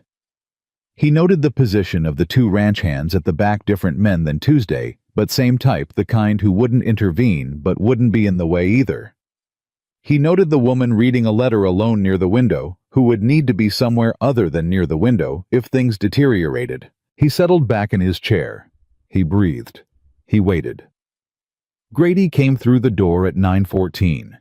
He came with Decker and Fossey behind him, the two men from the boardwalk yesterday, and the change from Tuesday was immediately apparent to anyone paying attention. On Tuesday, Grady had come alone, which was arrogance. Today, he'd brought men, which was something else, planning or fear or both wearing each other's clothes. He crossed the room to the counter. He was carrying a leather document folder. He set it on the counter in front of Maggie, with the flat deliberateness of a man playing a card he's certain about. "Mrs. Harlow," he said. "Pleasant as always. I'm afraid there's a complication with your property." Maggie looked at the folder, did not touch it, looked back up at Grady. "Good morning, Sheriff," she said. He opened the folder himself, slid the document toward her. She looked down at it without touching it, reading from where she stood. Jack watched her face from across the room. She was processing fast, line by line, and he could see the moment she understood what she was reading, because her jaw tightened exactly once and then deliberately released. "A boundary dispute," she said. "A surveying error in your original deed," Grady said. "Identified by the county land commissioner in a routine re-examination. Standard procedure." He spread his hands. "I'm sure it's an inconvenience, but these things happen. The disputed portion is currently frozen pending resolution." "Who authorized the re-examination?" Maggie asked. Grady paused, just briefly. "The county land office conducts routine." "Which is Thomas Aldridge's office," Maggie said. "Your brother-in-law." A beat of silence. "That's not a relevant consideration," Grady said. His pleasant voice had developed an edge the way a good knife develops a nick when it strikes something harder than expected. "I think it's extremely relevant," Maggie said. She still hadn't touched the document. "I'd like to have this examined by an independent surveyor before I acknowledge any dispute." "You have 24 hours to..." "I have the right to legal counsel and independent verification before signing or acknowledging anything," Maggie said. "That's territorial law, Sheriff, even out here." Grady's jaw moved. Jack was on his feet. Not fast, never fast, but already moving when Grady took the half-step that closed the distance between him and the counter. The half-step that said the pleasantness was done, and what came after it wouldn't be filed under conversation. "Mrs. Harlow," Grady said, and his voice had dropped to something private and cold. "I have been patient with you for 14 months. I have made you 4 reasonable offers. I have given you every courtesy available to me. What's happening now is not a request." "Take your hands off the counter," Jack said. He was 6 feet away. He hadn't raised his voice. He didn't need to. Grady turned. Decker and Fossey moved just slightly, the professional adjustment of men positioning themselves. Jack noted it without looking directly at them, the peripheral awareness of someone who had spent years knowing where the threat was without announcing that he knew. "Callahan," Grady said. His voice was very quiet. "You are making the worst mistake of your life." "I've made worse," Jack said.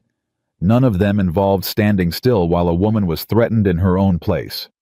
He kept his eyes on Grady. "The document on that counter is fraudulent. The resurvey was conducted by a county commissioner with a documented financial interest in this property. That makes it fraud, which makes it a federal matter, not territorial." He let that sit for exactly 1 second. "The federal marshal's office in Tucson is already aware." The room went very still. Not the scared stillness of Tuesday. Something different. The stillness of people who had been holding their breath for a long time and had just heard something that made them wonder if breathing might be possible again. Grady stared at Jack with those pale eyes. "You're bluffing," he said. "I reckon you could assume that," Jack said, "and wait and see. Or you could look at the evidence and make a better decision." He tilted his head slightly. Evidence like an 1877 survey report signed by R.P. Aldridge establishing the Cartwright Creek water rights. Evidence like an incorporation document for Valley Water Associates registered under your mother's name in 1878, which transferred the controlling interest in those same water rights to her estate and subsequently to you. He paused. Evidence like the field notes and survey coordinates from a man named Daniel Harlow documented 2 years ago and sent to the territorial office in Santa Fe describing the original survey marker he found in that creek bed. One more pause. The one you killed him to stop him from reporting. The color left Grady's face, not slowly, all at once like a lamp going out. Decker took a step toward Jack. Just one. Don't, Jack said. He didn't look at Decker. He said it the way you say something true, without emphasis, without drama, with complete certainty. Decker stopped. Fosse had gone very still. In the doorway, not in the room. Boot heels on the boardwalk, and nothing more. Buck Malone standing outside as Jack had asked hand on his own doorframe, not entering, not leaving bearing witness to a scene that was arranging itself into something he would have to testify to eventually, and seemed to know it. Grady looked at Jack. For the first time in as long as anyone in Red Rock could probably remember, Royce Grady looked at someone and did not find the ground where he expected it to be. "Whatever you think you have," he started. "You should go," Jack said. "Today, before the federal marshal arrives. That's not advice. That's the clearest thing I can tell you." "You don't have the authority." "No," Jack agreed. "But Marshal Holt does. And he's going to have everything I described with documentation and field evidence inside of 48 hours. He held Grady's gaze. "You built something here, I know that. 9 years of structure carefully done. But Daniel Harlow was more careful. He let that land. He left a record that goes further back than you planned for. That's not something you can resurvey your way out of." Grady's breath came out slow and audible through his nose. He looked at Maggie. She was looking back at him with those dark, steady eyes. Both hands flat on the counter, chin level. The same posture she'd had on Tuesday, except Tuesday, she'd been keeping herself together against impact. And today, she was just standing there. Still. Certain. Like a woman who had decided a long time ago that this was her counter and her diner and her land, and she was not moving. Grady picked up the document folder. He closed it. He looked at Jack one more time. "You have no idea what you've started," he said. "I think Daniel Harlow started it," Jack said. "I'm just finishing what he left." Grady walked to the door. Decker and Fosse fell in behind him, the automatic choreography of men following, because following is what they do. At the door, Grady paused. Didn't turn around. "This isn't over," he said. "I know," Jack said. The door closed. The sound of spurs faded. Nobody in the diner moved for a full 5 seconds. Then the woman near the window let out a breath she'd been holding so long her whole body shook with it. The ranch hands at the back exchanged a look that was almost disbelief. Earl, who had come in at some point during the confrontation and taken up a position near the wall with the quiet deliberateness of an old man who knows how to place himself in a room without being noticed, let his shoulders drop 2 full inches. Maggie stood behind the counter. She was looking at Jack. Her hands were still flat on the wood, but her face had done something not broken, nothing so dramatic as that. More like a door had opened somewhere behind her eyes just slightly, just enough to let something out that had been waiting a long time to leave. "He took the document," she said. "I know," Jack said. "It doesn't matter. The fraud is in the filing. Aldridge signed it with a county seal. That record exists whether he takes the copy back or not." She nodded slowly.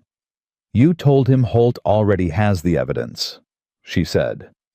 "Yes." "He doesn't yet. Cody's still writing." "Yes," Jack said. She looked at him steadily. "That was a bluff," she said. "The best ones always are," he said. Something crossed her face, then something complicated and warm, and entirely unguarded the expression of a woman who has been holding a very heavy thing alone for a very long time, and has just been reminded that she doesn't have to be alone while she's holding it. She turned away before it resolved into anything she'd have to put words to. Picked up the coffee pot. began making a fresh round for a diner full of people who looked like they could use one. Jack sat back down at his table. His hands were steady. Outside he heard the sound of Grady's boots cross the boardwalk and stop, and then the low, urgent sound of voices Grady and someone else too quiet to hear through the glass. Jack watched the window. 30 seconds later, Thomas Aldridge walked past at a near run, heading Jack noted toward the land office. Going to check on something. Going to confirm whether what Jack had described actually existed. Going to find out whether 14 months of careful planning had just been undermined by a dead man's field notebook and an old bartender's kept letter, and a woman who refused against every pressure brought to bear against her to simply let go. Jack drank his coffee.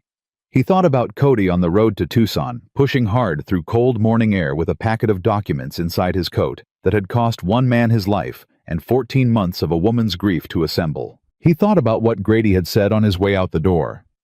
"You have no idea what you've started." He was wrong about that. Jack knew exactly what he'd started. The question now was what Grady was going to do in the hours before it was too late to do anything at all, and whether the thing he chose to do was going to require Jack to finish this in ways he'd spent 4 years, 2 months, and 11 days trying to leave behind. He suspected it was. He sat with his coffee and waited to find out. Thomas Aldridge came out of the land office 11 minutes after he went in. Jack knew because he'd been counting. The man moved differently than he had going in faster, tighter the walk of someone who had just confirmed something they were hoping wouldn't be confirmed. He crossed the street without looking left or right and went straight to the sheriff's office and didn't knock before he entered. Jack set down his coffee cup. "Earl," he said. Earl was still near the wall where he'd positioned himself during the confrontation. He looked over. "Aldridge just went into the sheriff's office," Jack said quietly.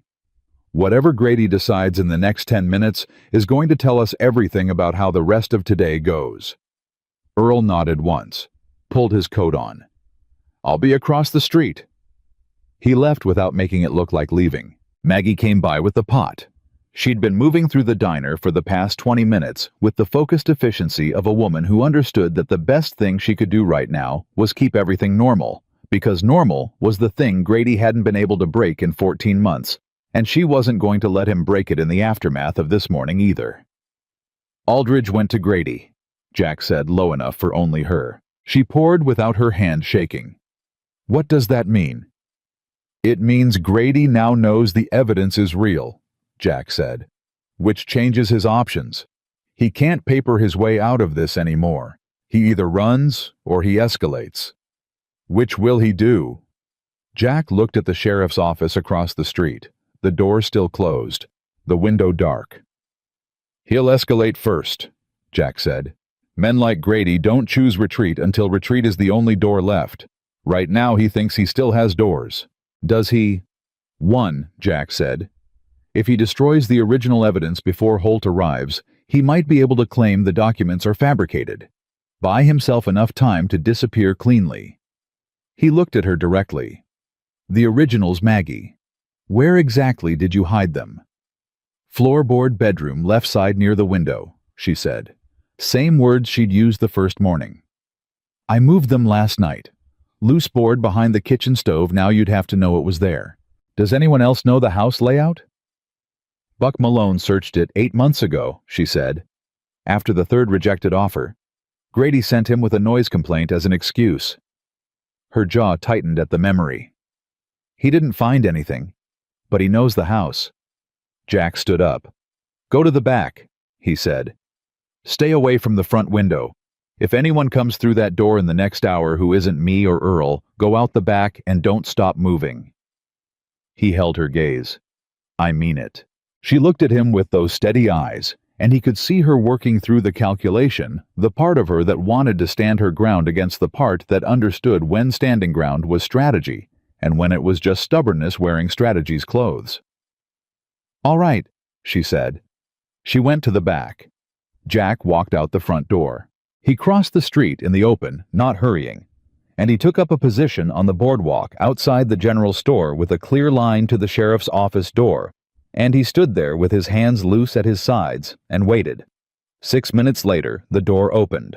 Grady came out first, then Aldridge, then Decker and Fosse, and behind them, moving with the reluctant compliance of a man who had run out of internal argument, Buck Malone.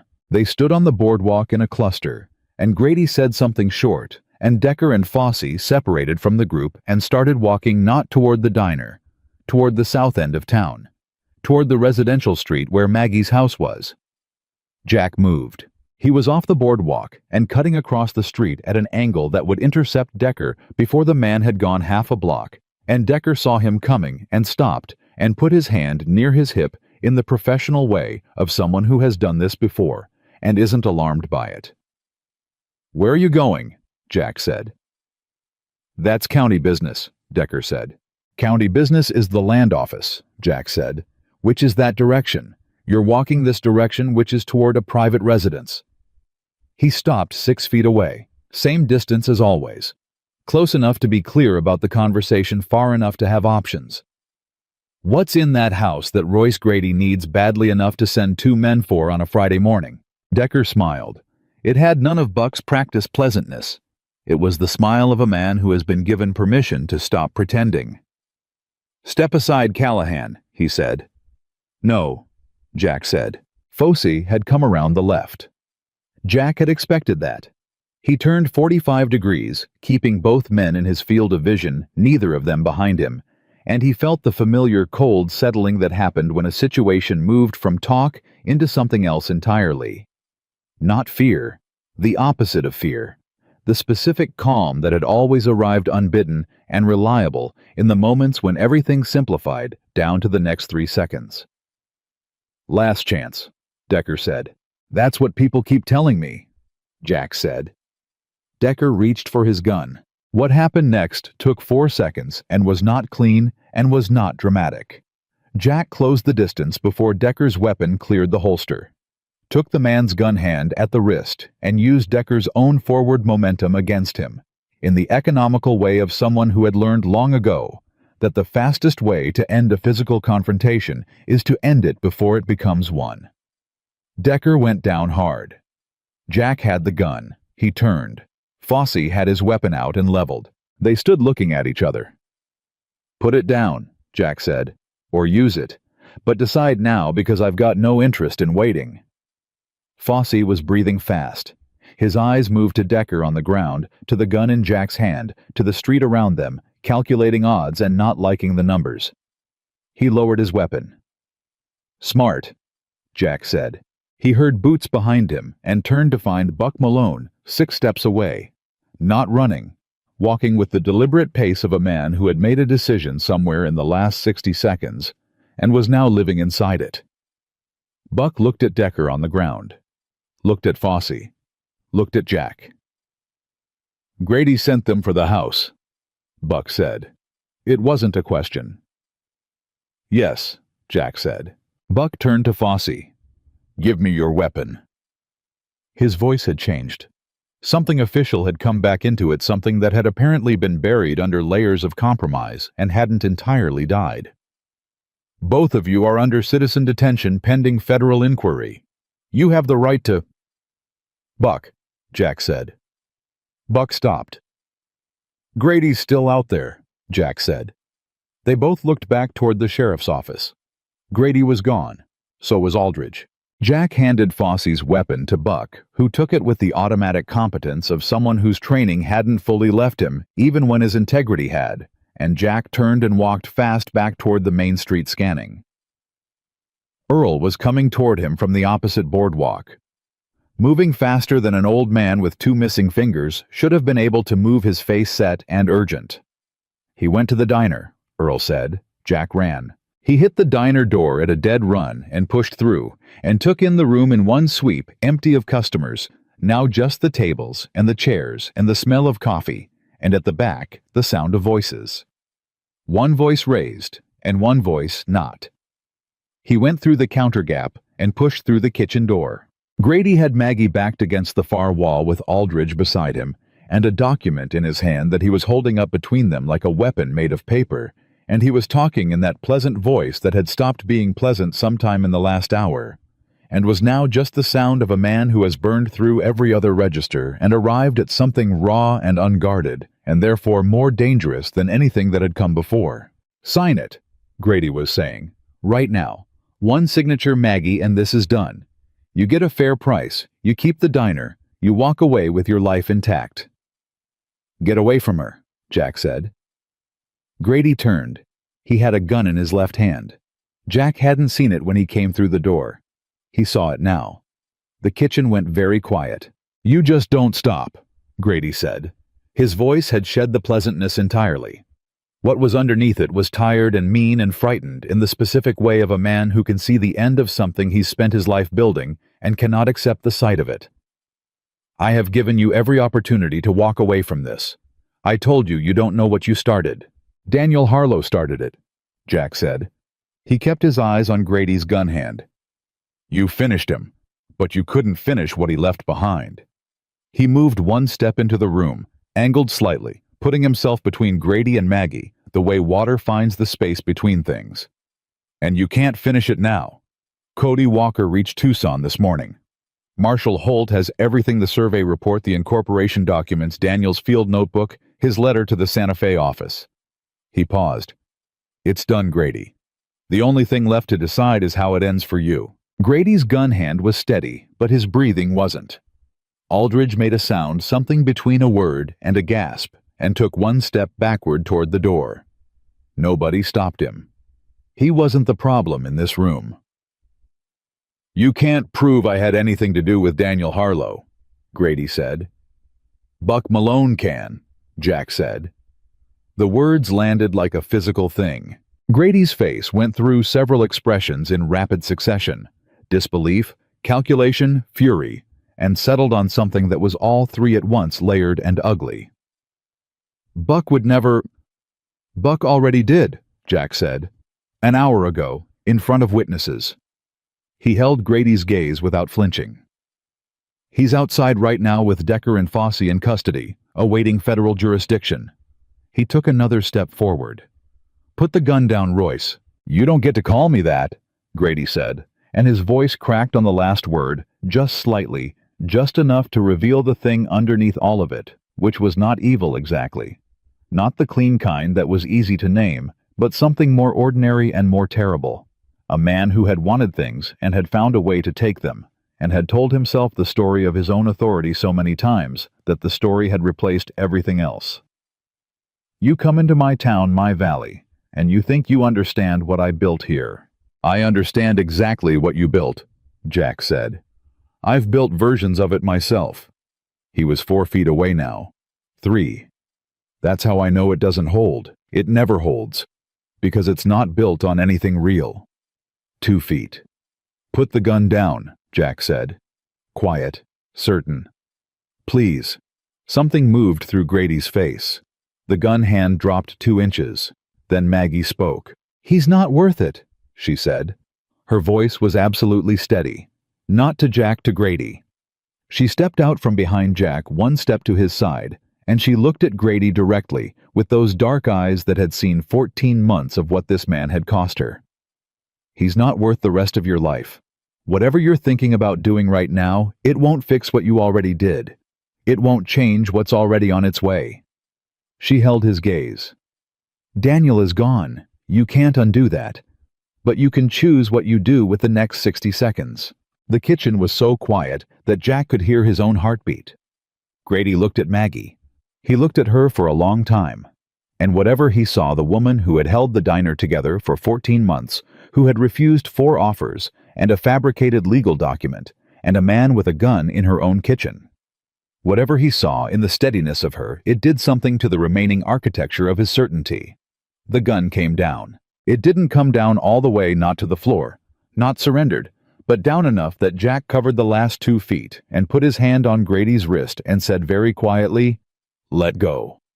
And after a moment that felt longer than it was, Grady let go. Jack stepped back with the gun. Grady stood in the middle of Maggie Harlow's kitchen without a weapon, and without his pleasant voice, and without the 9 years of structure he'd built around himself, and he looked for the first time since Tuesday like what he actually was. A man, An ordinary man who had made choices and been good at hiding them and had run out of places to hide. "Sit down," Jack said, nodding toward the kitchen chair against the wall. Grady sat. Marshal Holt arrived the following afternoon. He came with 2 deputies and a federal warrant and the particular purposeful brevity of a man who had read a packet of documents on a hard ride from Tucson and arrived already knowing what needed to be done. He was shorter than Jack remembered, broader. His hair had gone fully gray since their last encounter, which had not been under circumstances either of them would have chosen to remember. He shook Jack's hand in the street outside the diner with the expression of a man acknowledging a complicated debt. "Callahan," he said. "Holt," Jack said. "The boy who brought me the packet," Holt said. "Cody Walker. He sat up all night on my office steps waiting for me to come in this morning. Wouldn't leave until I read every page in front of him." Jack almost smiled. "That sounds about right." "The documents are solid," Holt said. "Better than solid. The field notebook alone is enough to open a federal investigation into the water rights transfer. The incorporation documents connect Grady to Valley Water Associates through his mother's estate that's wire fraud, land fraud, abuse of office." He paused.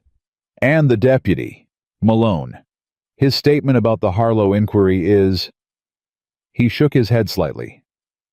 "It's going to be a long case." "Is it enough?" Jack asked. "It's more than enough," Holt said. "Daniel Harlow built a better case than most lawyers I know." He looked at the diner door. "She know how good her husband was at this." "She's starting to," Jack said. Holt went in. Jack stayed on the boardwalk for a moment. He looked at the sheriff's office door open, Grady inside with Buck Malone standing outside it in an inversion of their usual positions that would have been almost funny if the reason for it weren't what it was. Buck had been steady since the kitchen. Quiet professional doing what needed doing with the focused efficiency of a man who has decided to stop arguing with himself and start paying the debt he owes. He'd secured Decker and Fossey without being asked. He'd written his statement out by hand before Holt arrived, all 4 pages of it in the careful printing of someone who wanted there to be no ambiguity about what he was saying and why. Jack walked over. Buck looked up. "You all right?" Jack asked. "No," Buck said honestly. "But I reckon that's appropriate." "Yeah," Jack said. "It is." They stood for a moment in the not uncomfortable silence of 2 men who have been on opposite sides of something and have both come through it changed. "What happens to me?" Buck asked, not afraid, just wanting to know the shape of it. "That's for Holt and the court to determine," Jack said. "But you came forward. You secured the scene. You wrote the statement without being asked." He looked at the younger man. "That's not nothing." "It's not enough either," Buck said. "No," Jack agreed. "But it's a start." Buck nodded once, went back to watching the door. Thomas Aldridge had run. They found this out from his clerk, who arrived at the land office at 9 in the morning to find the safe open and the most recent deed transfers missing, and Aldridge's personal effects gone from the desk drawer. He'd taken a horse from the livery at some point between the kitchen confrontation and dawn and ridden east. Holt dispatched a deputy. "He won't get far," Holt said with the calm confidence of a man who had chased people across territories before and understood that the ones who ran with things to lose were rarely as fast as the ones who ran with nothing. He was right. They brought Aldridge back 2 days later, caught at a way station 40 miles out, still carrying the deed transfers he'd taken from the safe, which added theft of county records to the list of things the federal court was going to be interested in discussing with him. Grady, by contrast, had not run, had not after the kitchen tried anything further. He sat in the jail he'd built and waited with the eerie stillness of a man who has been running from something for so long that being caught has a quality almost of relief to it, however terrible the relief. Jack thought about that sometimes in the days that followed. The particular exhaustion of a long deception, how much of a person it consumed, how much energy went into the maintenance of it, how little was left for anything else. He thought about it and recognized something in it that he didn't entirely like recognizing. He'd been running his own version of something for 4 years. Slower. Quieter. No victims, but himself. But running.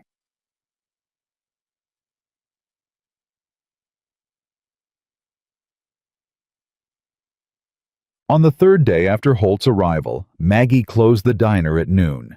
She didn't announce it or explain it. She flipped the sign, locked the door, untied her apron, and walked out the back.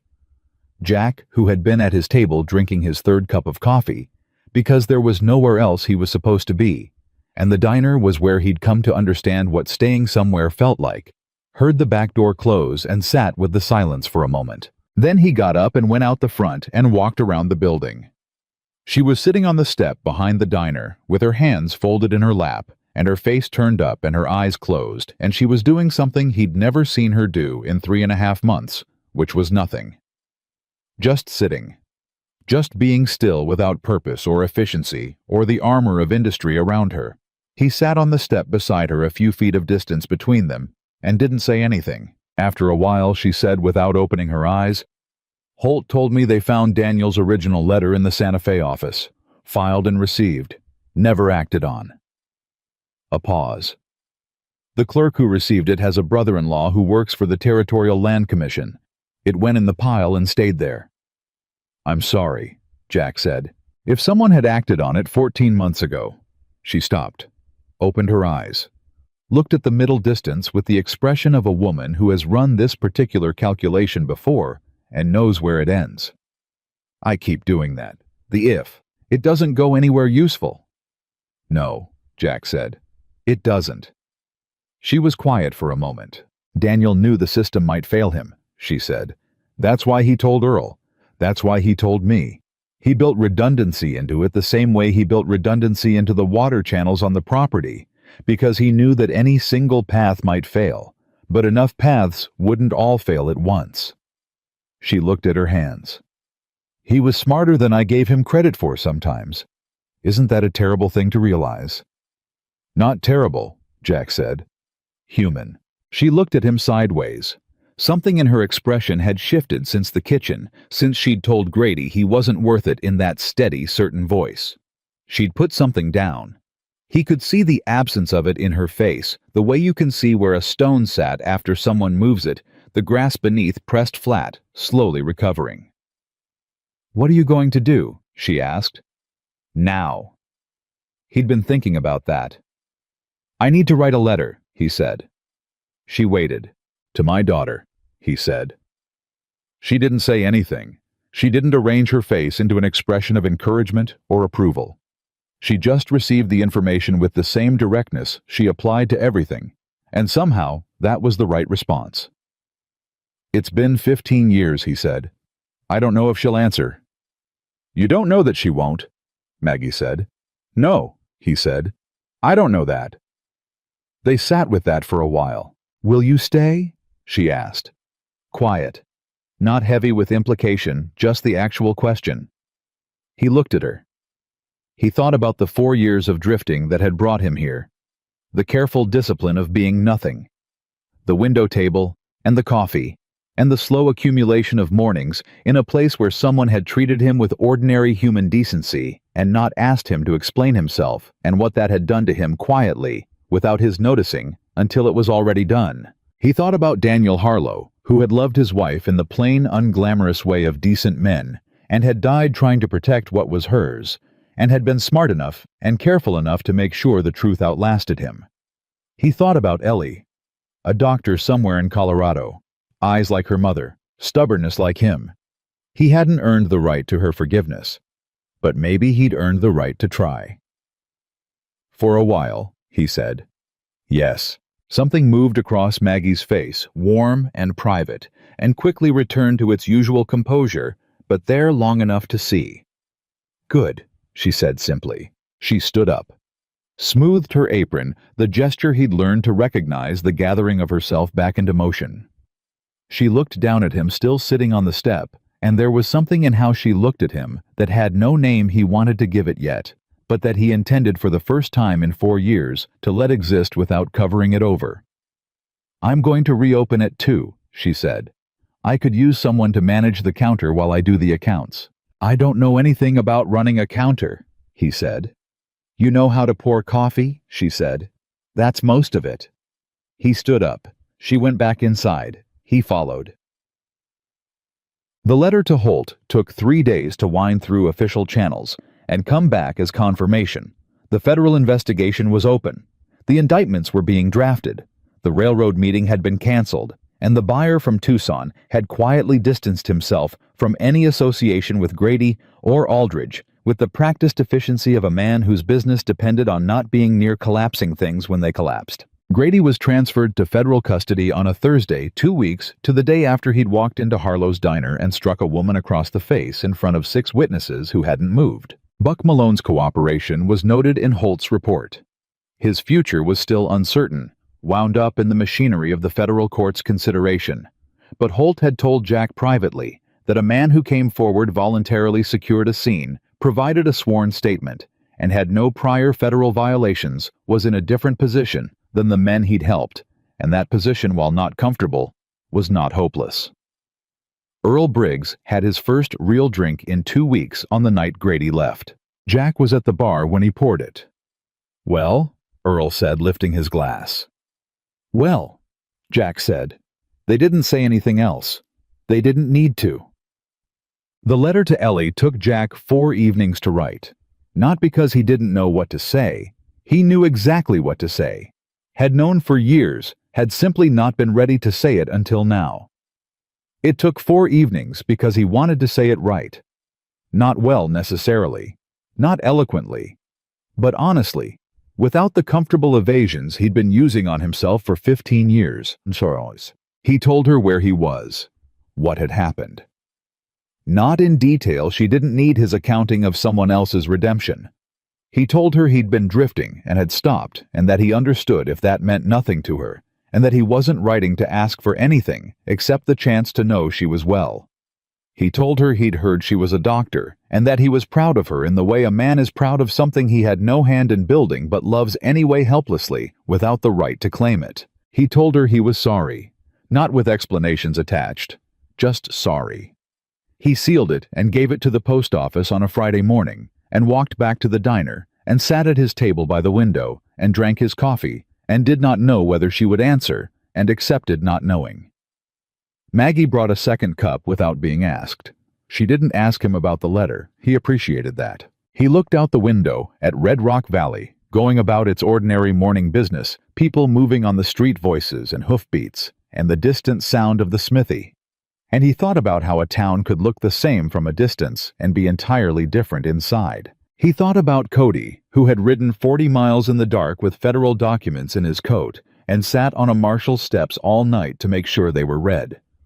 Who had come back to Red Rock walking a little taller than he'd left, in the way of someone who had discovered something about themselves they hadn't known was there. He thought about Daniel Harlow, who had loved a piece of land and a woman and the truth about both of them, and had died for it, and had been careful enough that his dying hadn't been the end of any of those things.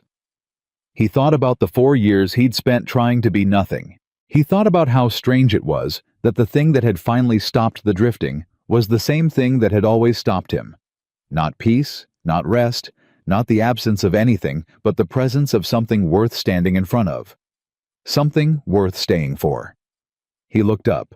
Maggie was behind the counter, moving through the morning's work with the quiet competence that was her particular form of beauty, not the beauty of arrangement or display, but the beauty of a person entirely themselves, entirely present, doing what needed doing with the whole of who they were. She caught his eye across the room. Just for a moment. She didn't smile, didn't nod, just looked at him with those dark eyes that had seen 14 months of the worst kind of alone, and had not broken under it, and had somehow, through all of it, kept a lamp burning in the window. He looked back, and Jack Callahan, who had spent 4 years, 2 months and 11 days counting the days, since the last time he'd been something more than the shadow of a man passing through, stopped counting. Red Rock Valley was not where he'd been running to. It was simply where the running ended, and where for the first time in longer than he deserved something new and quiet and real began.